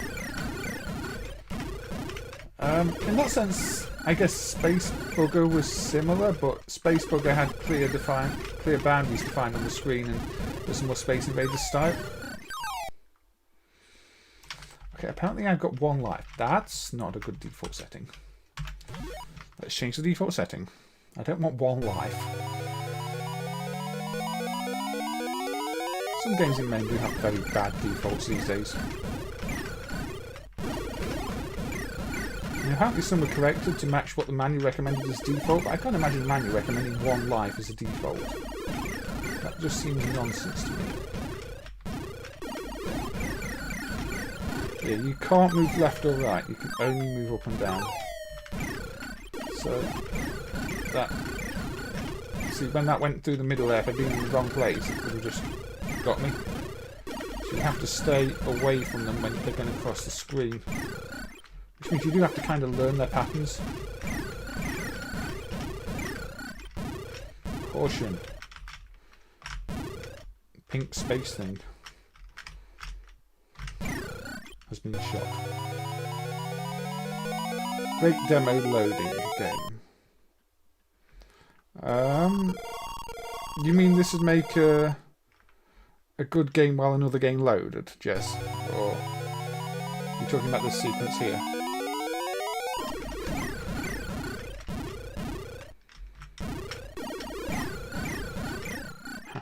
See, wrong place, and I got. So, yeah, I don't know. You probably just have to learn where they're going to cross the screen, or just keep out of the way as best you can. Got done by the missiles. It's very strange to see a shooter that restricts your movement like this. Clearly, they wanted to do something a bit different. You've got this laser attack that can take out multiple things at once if you move correctly. So, caution. Well, throw your arm at me, why don't you? Let's try again. Ah, yeah. Yeah, it's got that sort of casual, play it for a little bit feel to it. Very short games. You die quickly. Now, you do use a joystick up, down, left and right to aim around, so it's not like there's a left fire and a right fire button, which would probably logically make more sense for this, but I think they were just going for, you know, a standard cabinet conversion as opposed to a more complex setup, because most generic cabinets are going to be joystick and a button.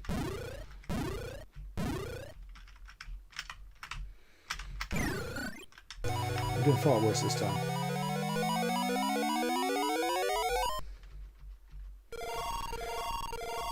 Yeah, loading times in games are annoying. Nintendo tended to get it right more so than a lot of others.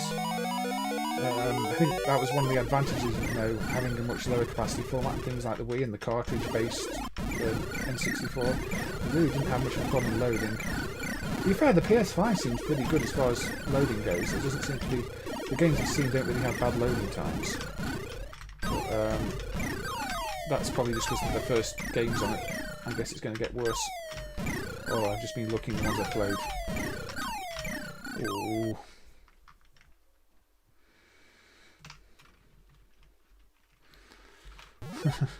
You like my pink logo? Now, Manian. I actually quite like it, yeah. I mean, I'm just sort of altering the hue and putting different layers over the base image I've got.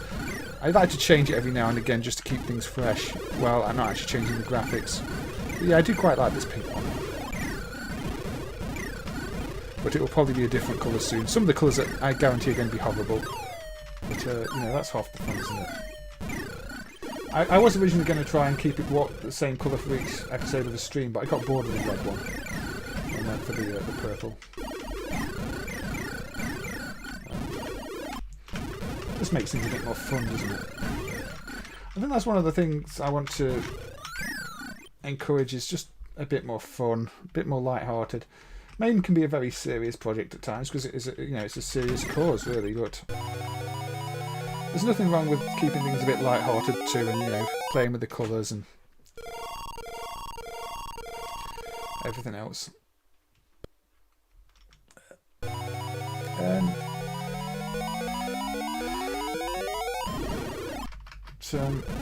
Yeah, I mean, a lot of games, the loading times aren't always just loading off disk either. They're processing the data that's just been loaded, you know, setting up memory for the level and all that lot. So it's not an easy thing always, game design and working out how to get data into memory. As far as Orca games go, I think this one's more memorable than most, and it's playable. It does rely a bit too much maybe on learning some of the attack patterns, because you don't really have any idea if an enemy is going to suddenly cut in across the screen. There's nothing to telegraph that. They're not animated in any way. So maybe the patterns are kind of symmetrical, so if you study them, you might be able to work it out. I don't know. But I did get caught out quite a few times while playing this just by enemies cutting across that I wasn't expecting. I'm going to give it one more credit while I think of which game to put on next. I'm thinking after this I might actually go with a pair of prototype shooters that we've done in recent years.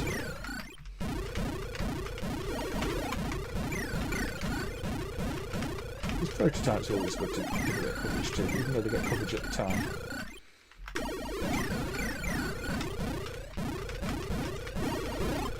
And some of the prototypes are playable. Oh. Playable enough to not worry too much that they're incomplete.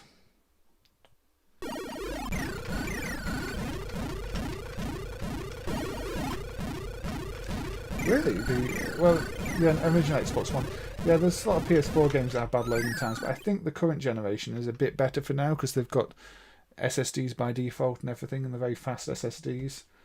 Anyway, Skylancer, that one extra credit didn't last long.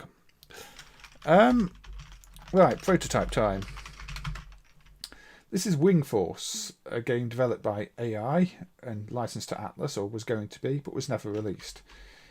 It has no dip switches, so the stage of balancing the game and the difficulty was not yet done.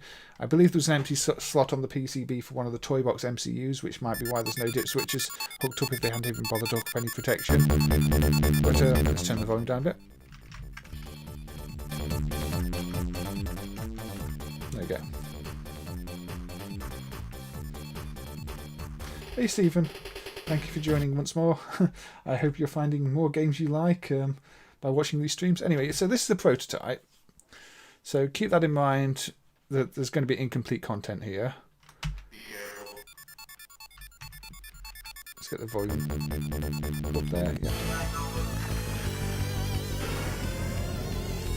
You know, for a prototype, I think this one's pretty good. Fast and smooth. Oh yeah, you've got autoplay, you can just hold on fire. So Kaneko type hardware this.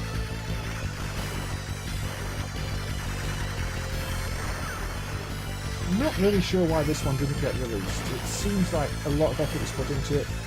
Seems to be a lot of game here.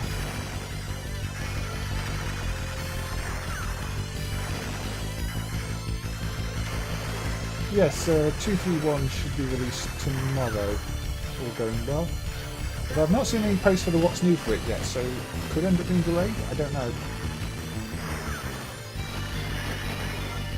Usually there are more posts about what's new updates before the release, so I wouldn't be entirely surprised if it gets delayed a bit, but we'll see.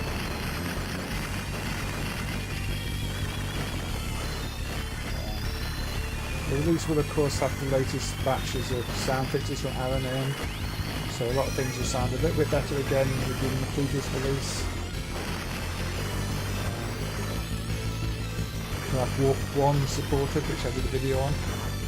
Overall, there's not that much arcade progress in it compared to some releases, but it's a good solid release that tidies up a lot of little loose ends. I fixed a regression from December with Gigandi's survived offsets that broke at some point. Not that Gigandi's is a great game. It's one I might put on one of these streams though.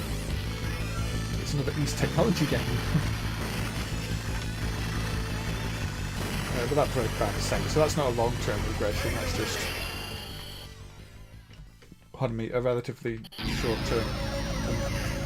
It's a nice cave line art, not cave art, line art, like sand art.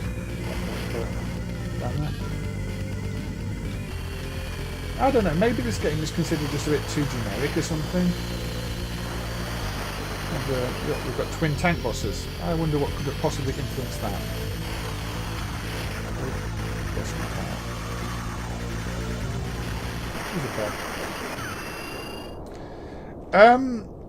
No, the new OPL cores. OPL.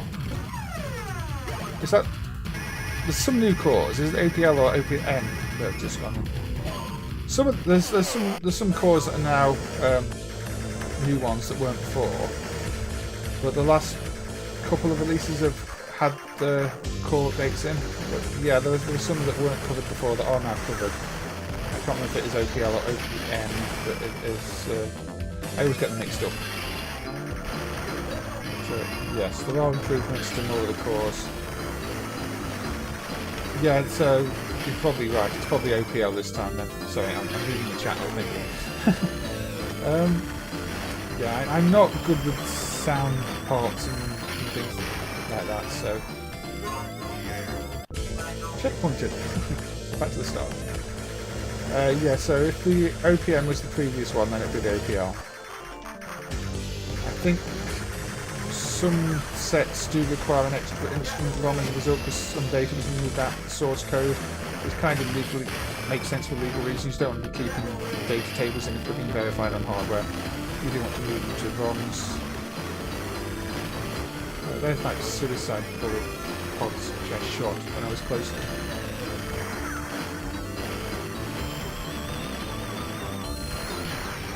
I'm glad this is emulated, if not just for the fact it's got a pretty decent soundtrack, which would have been lost along with the rest of the game had it not been emulated. And that's something you always have to consider with these prototypes. Even if it's a bad game, sometimes it can have a really good soundtrack or something like that, which makes it worth listening to. You saw that little bomb there drop onto the planet from the launcher there. And for a prototype game, that's a nice little touch. It shows that this was probably... the actual game design is quite late. These are very serious lights, things. Even if they hadn't put the dip switches in and balanced everything out, there probably would have been some more stages. in the final game. They've got a lot of little touches in the stages that are here. Maybe that was the problem. Maybe they spent too long on little details on the stages that are here and never finished the game. You never really know with these prototypes.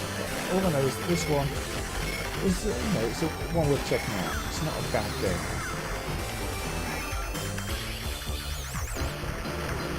Yes, nicely balanced parallax.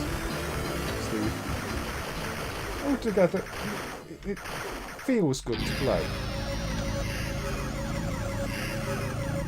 Some nice speech as well. Wiggle the arm, leg, bottom. It is shape pointed though, so back to the start of the stage I go. And as I say, there are no dip switches.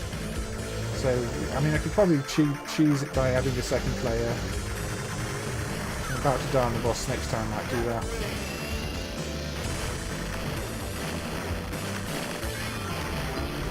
Yeah, this was added a few years ago. So, again, people who haven't really checked out MAME in the last few years might have missed this one. Straight into. No, don't shoot those things when I'm close. I'm not learning from my own mistakes to the problem I'm having at this stage at the moment.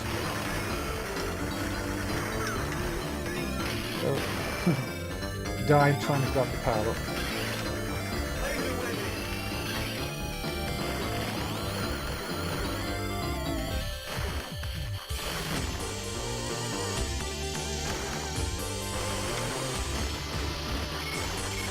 Yeah, there's easiest plates, that's what they're saying.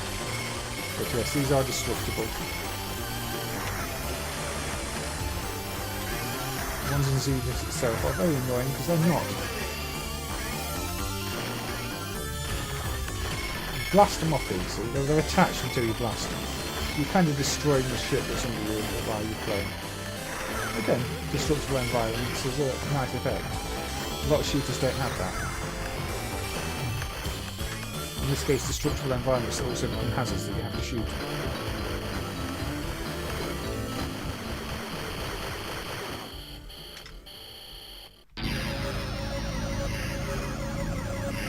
Danger, danger. So the sound design is really good actually. You've got the danger, danger there.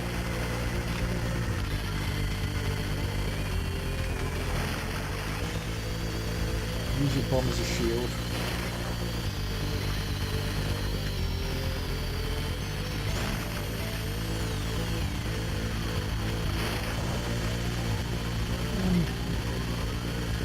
There are definitely more difficult shooters out there, so I guess I can understand why they checkpointed it. Also, as I say, there's no dip switches, so they haven't even implemented difficulty scaling or balance or anything yet. It might have been much more difficult had it shipped.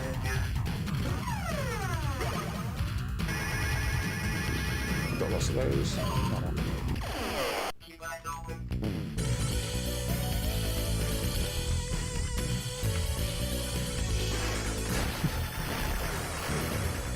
Check it.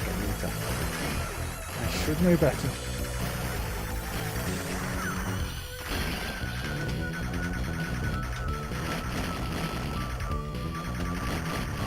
Everything moves at a good pace too.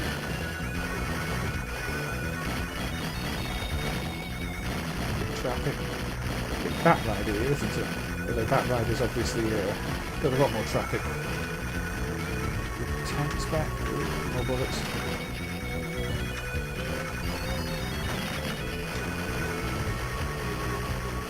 But there are definitely worse shooters that did get released than this.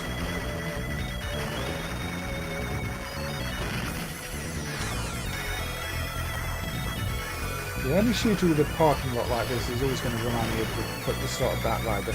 They're all being sucked down a hole. Again, nice touch.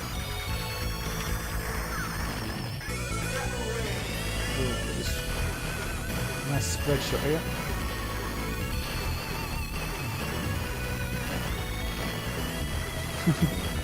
Yeah, bombs give you that little bit of insurance, don't you, that make you feel more comfortable. Then you never actually end up using them. Well, I don't have any at the moment, I've just realised. So now my stress levels will go up too.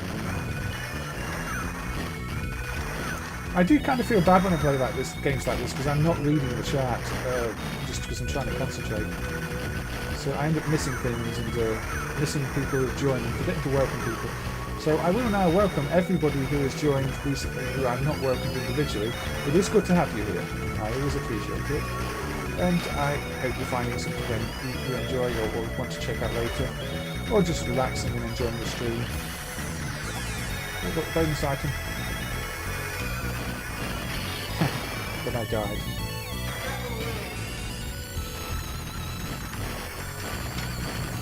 I'm very underpowered. Boss time.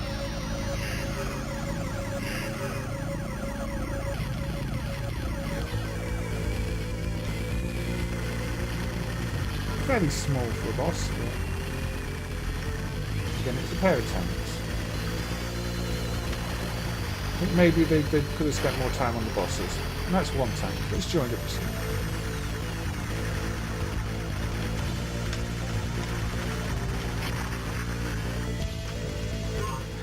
Didn't manage to cheat it. Okay, so that was Wing Force. I don't want to restart the whole stage again. But yeah, that's a pretty good shooter, Stephen. I would recommend trying that. It must have got cancelled for reasons other than game quality, I feel personally. I did say a pair of prototype shooters, so this is the other one. This is Hammer Away, which is a Sega Santos prototype. Now, I believe this one turned up in Portugal. This is on System 18 hardware, so it's like System 16 with new sound hardware and a Mega Drive VDP thrown in for good measure. Although I don't remember if this one does use the VDP or not. I can't remember that. So this is notably more incomplete, I would say.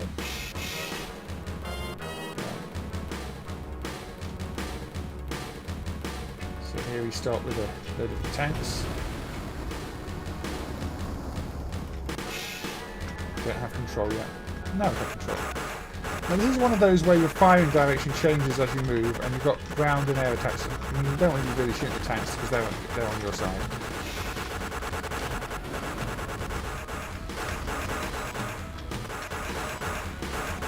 This feels a little bit Euro shootery. It's got a bit of momentum on your movement. Not much, but it still feels like it takes a bit of time to change direction. Look, I'm not smoothly changing direction even though I'm hammering all the keys. If you're going from left to right, there's a turning process. You can block cars and stuff on the road and get your different weapons. It's a much older feeling shooter, a much more traditional shooter.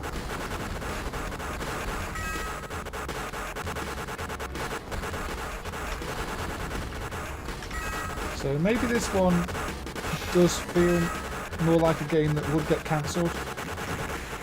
It's less surprising this is a prototype. But it's kind of a shame because there aren't any other games quite like this on the System 18 board. So it would have been a good release in the sense that it's something different on the hardware.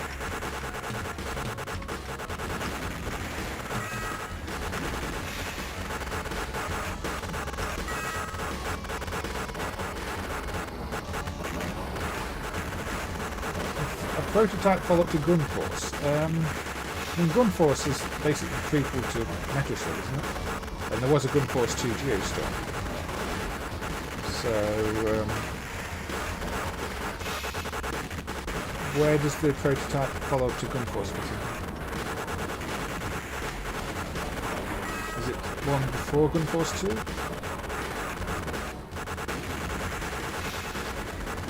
Yeah, this is all about ground and air attacks, so it's a bit seriousy, it's a bit gyrodyny, if you want to play gyrodyne. Yeah, I was just saying that Aussie guy, a bit like gyrodyne. So that's also got this, you know, the same, you aim in different directions as you move mechanic. Gyrodyne on real hardware has actually got a really annoying sprite glitch, which is confirmed on all PCBs. It doesn't render some flip sprites properly. MAME doesn't actually emulate that glitch. It really looks like it's broken, and nobody wants to be the one to break the driver, or make the driver look broken.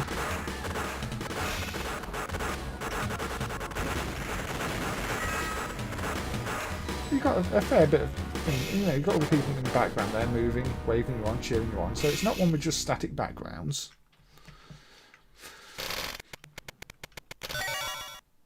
Gunlock. Yeah, there was another game in that series on F3 hardware. I think there's like one level of it done. Prototype board showed up or something, but then got bought up by copyright holder, I think. It's officially owned by somebody at Taito now.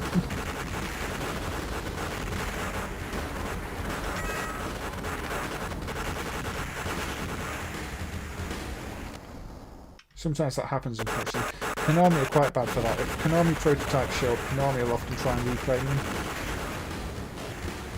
So, yeah. Advertising got prototype can get into trouble because a lot of them are considered pretty much stolen property as well if they were you know, taken from shows. If somebody stole a prototype from a location test, I think it's Konami especially, they still consider it their property and do what it takes to recover the PCB if you show that you've got it and advertise that you've got it. Which is unfortunately what happens sometimes when you announce that you've got a prototype board and haven't dumped it yet, is you end up with it taken off your hands before you can dump it. Because some of them really don't want their prototypes down. Konami, I say, they're known for doing that.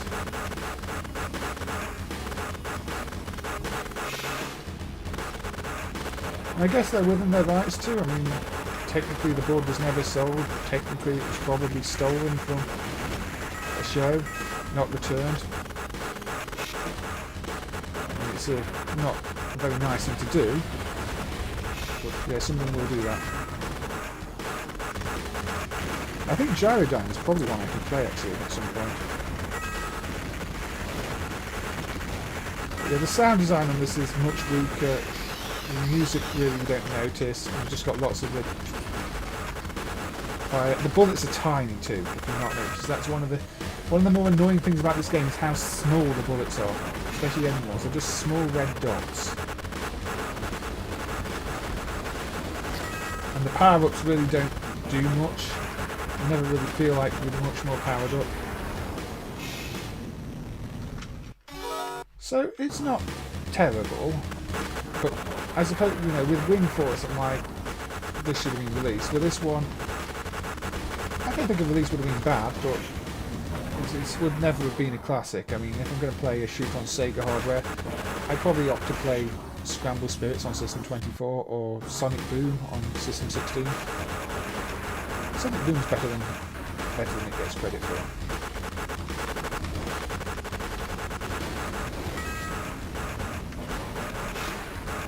Now I'm powered down again. You can see just how few bullets I can fire compared to before. And I'm also very slow and can't dodge anything, so it's one of those that's kind of descending to the point where I'm almost stuck at this checkpoint because I'm now too underpowered to get anywhere. Which again is what happens in quite a lot of shoot 'em ups. Just have to know which things to take out quickly so I don't get fired at by things I can't avoid. Like those! A few fidelity issues, but they probably have them in hardware, like the things going under the power-ups, unless that's just by design. It might just be intentional. I like the way the trains are on the tracks. But nothing too complex there. They're not leaning in and out like you saw on Fire Assault. And again, I'm dead. Maybe the next checkpoint at least.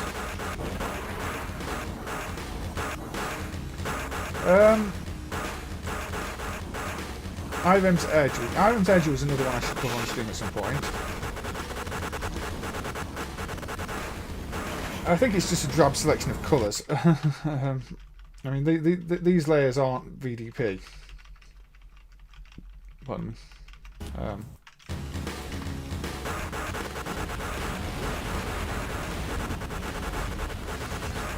Is there a VDP palette uploaded?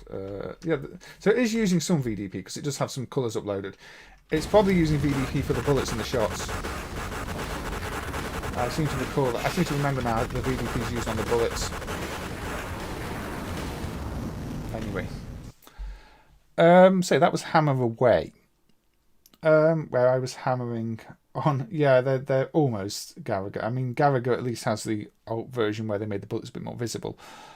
But yeah, say I don't think Hammer Away is terrible, but it's more clearly a prototype than, say, Wing Force.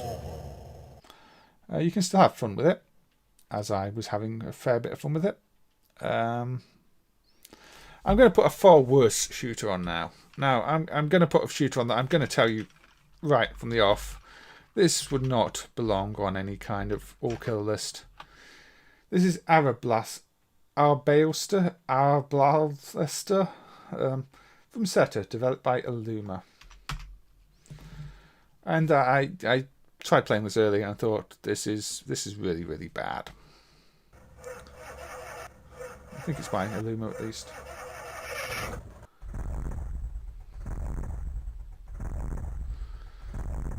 License to ROMs. I think there's a big switch for license. Yeah. Oh, it's going to be licensed to Jordan ISCO. Okay, that's a bit more obscure. Oh, you can change this up here too. License to Taito. America Corp. Anyway, I think it's Illuma, not Seta. It feels like an Illuma game. Well, it says Seta on the copyright, but who knows? Maybe it is Seta. She's got that sort of rock soundtrack as well that many of these games have. I could be wrong, it could be a Seta development, but it's just really bad. So, if I don't press any buttons, this is what happens. It starts your ship at the top of the screen. You have to manually move down the screen. We're off to a good start. And it doesn't run. It doesn't update at 60 frames a second. I mean, if I pause it here and single step it, how do I single step it? I don't think I've got a single step hooked up, but it's it updates every other frame, so it doesn't feel smooth, and the controls feel a bit laggy. I don't know. This feels again. It feels very Euro shooter, like a lot of the Illuma games, which is why I think it might be an Illuma game, even though it's credited to Seta. I don't know. I could be wrong. A lot of Illuma stuff's really bad, Bob. Illuma did the hardware though. A lot of the chips are marked Illuma. But this could be Seta. I don't know. It could be developed by Illuma. It's just, it feels like a European, an English game. Now we go back to the top of the screen for landing. And then we get a cutscene that doesn't really tell me much apart from showing an arrow, and then suddenly you're hit. And then again, you're at the start, so you have to move down manually. Why?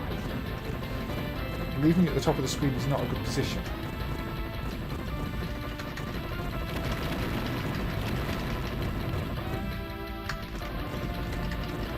But yeah, it doesn't feel very arcadey. There are definitely worse games in the hardware. We looked at, I think it was Metaprox the other time, and that was far worse. Well, this lacks any kind of polish.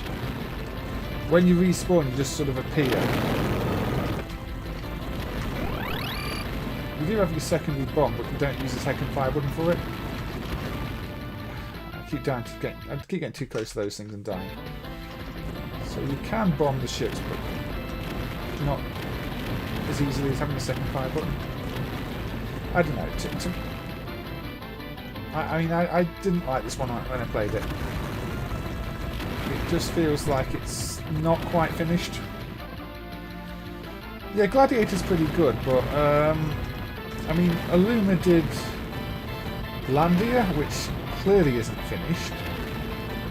It's got visual special effects that are completely broken on hardware, like the ground is pink on the stage and all the explosions end up solid colour on the ground section. It's like they wanted to do some dust effect and didn't program it correctly and just left it like that. And that game can also reset during the ending sequence and all sorts of nonsense. And a lot of Illuma games, yeah, they're very rough around the edges. And this boss scrolls as you move the screen as well. That's just like, I'm trying to move towards the centre of the boss, and the boss scrolls with my inputs. It's like, what? It's like the boss is reading my inputs. It just feels bad. It's got that bullet wobble effect too. course, checkpointed. Yeah, I guess Gladiator was one of the better ones. I can't play Blandy on stream because it's got nudity on the title screen. I think they're meant to be statues, but still the statues have nipples, so I think YouTube would still get a bit funny about it. See, if I move right, suddenly the bullets speed up towards me.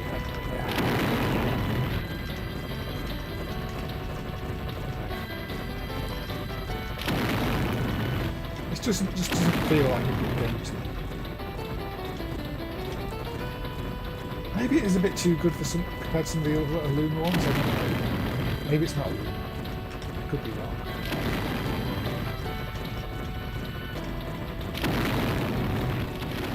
It's very slow too.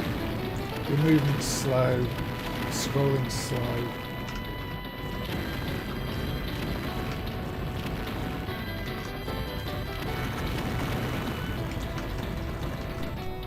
Again, I got done by the same attack pattern. I get to land.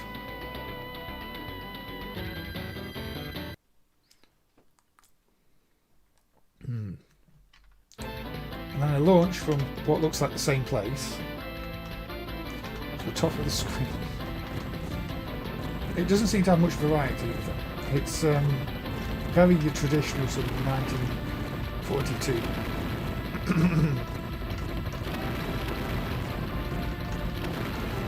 Yeah, it's not one I'd really say is worth spending much time on, Stephen.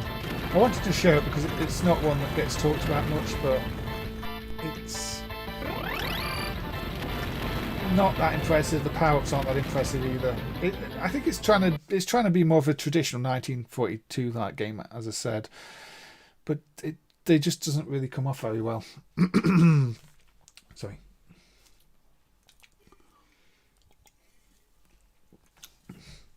So yeah, in terms of shooters, maybe that one is one to give a miss. Right, I'm going to go for another puzzle game. This is Xor World by Gaelco.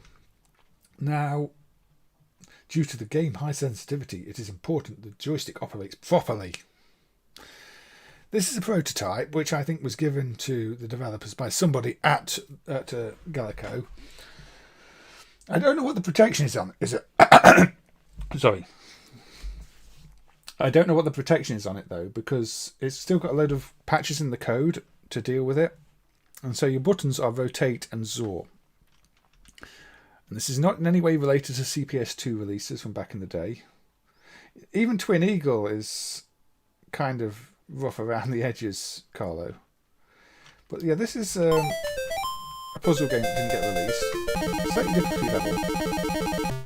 The idea is to use the shapes that fall down to clear the shapes that are there, so that you kind of do that and they move down. If you fail.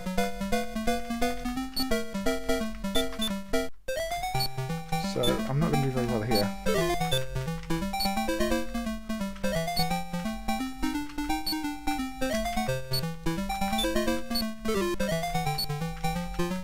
It's definitely one of those original concept puzzle games where I've not played any other game that uses this kind of mechanic. And maybe you can see why it wasn't released, in the sense that I don't know. It just once you get to a certain point in it, it's like, well, how do I start to clear this stuff?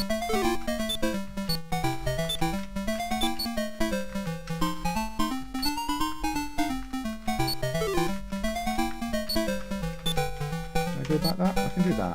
Oh.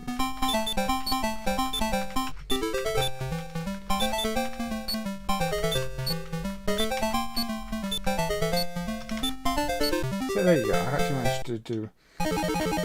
Yeah, it's Tetris with a very unusual mechanic of, you know, now I've got different colours to clear to red before I can actually clear them.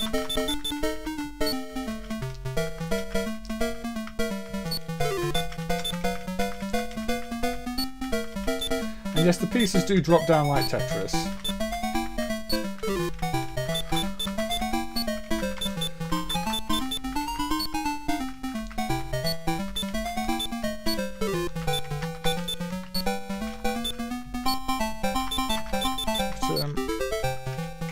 I'm featuring this because it's got this original gameplay mechanic where I guess the idea is you're basically logically zoring the colours together, although once you start to have more than one colour that's not really logical zoring, but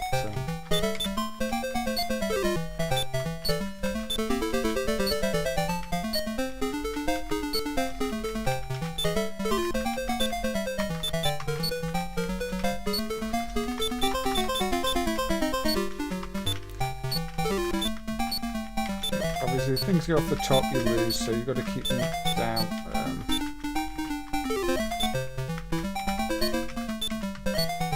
That was the wrong move to do.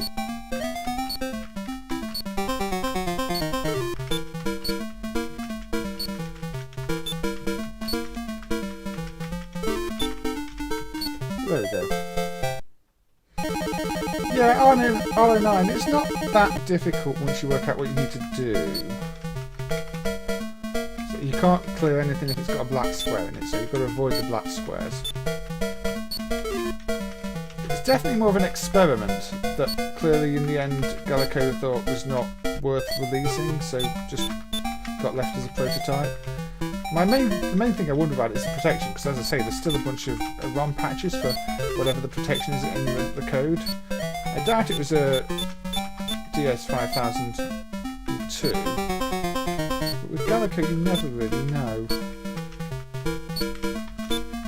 You're never going to see a board of it, that's for sure. So yeah, we're very lucky to have this. One of those cases where I'm pretty sure it came from one of the developers knowing that it was an abandoned project. At least that's what I was told.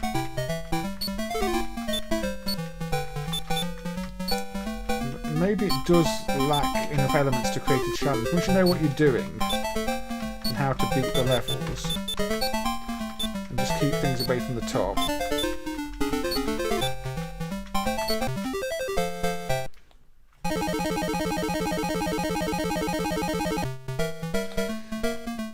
Yeah, everybody remembers Twin Eagle for that the guitars. It's the game that had rock music, and of course Twin Eagle 2 with your fully destructible buildings and just blowing everything up. And now, if you actually use your piece on a blank area of the board, it doesn't actually change anything, which to me is a bit odd. You would have thought it should just ruin that area of the board, but it doesn't.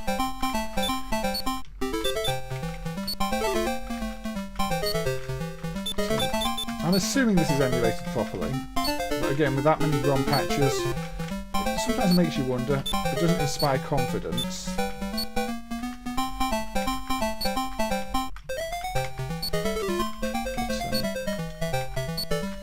don't think anybody's ever played it enough to say, you know, oh, it's definitely wrong, and nobody's got an original to compare against. So I think we just have to assume that this is correctly emulated. Again, I've probably been playing it too long for a successful arcade game at this point. Arcade games are about kicking people off as quickly as possible, not letting them play it for ages. Now here it starts to become a bit trickier because you've got to get... You can't change anything where the black squares are, so if you want trying to get stuff at the bottom, you've got to avoid the black squares, which is where the challenge starts to come in.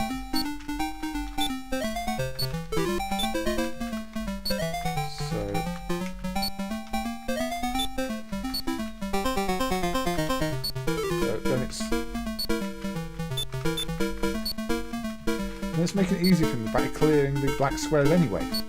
If those black squares hadn't cleared, it would have been much trickier. So it's almost like they're trying to make the game too easy. And not all the replacements make sense. I mean, why did some of those yellows just act like... Some colours vanish when I don't expect them to.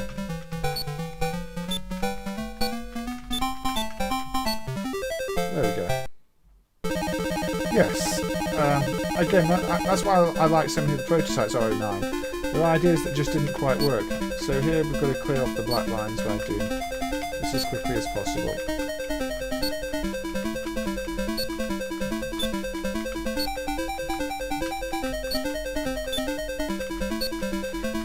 clear it down.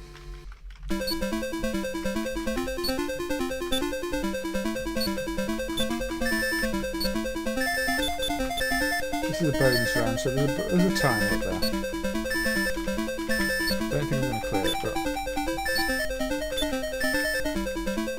almost.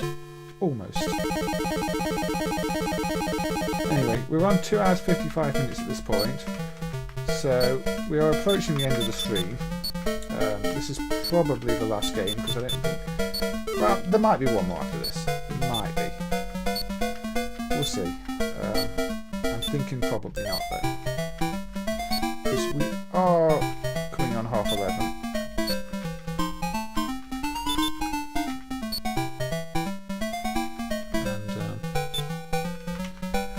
Seem too sensible to go for too much longer. Anyway, so I will clear myself off in this game now because it doesn't really progress. You know, you're pressing the buttons too often, and it's not really getting harder. It's not really getting faster. It's not really getting trickier. It's yeah, I think there's definitely potential in here for a more complete game. And you can see why it didn't get released. But it's not bad. Just you kind of want to see more. You want it to develop more. You want it to go further. You want it to do more, and it never really does. But yeah, Xor World 1990 prototype. Around the same time they were experimenting. Actually, a bit before they did experimented with Maniac Square, then cancelled that, then re-released that. Then reworked that into a new game a few years later.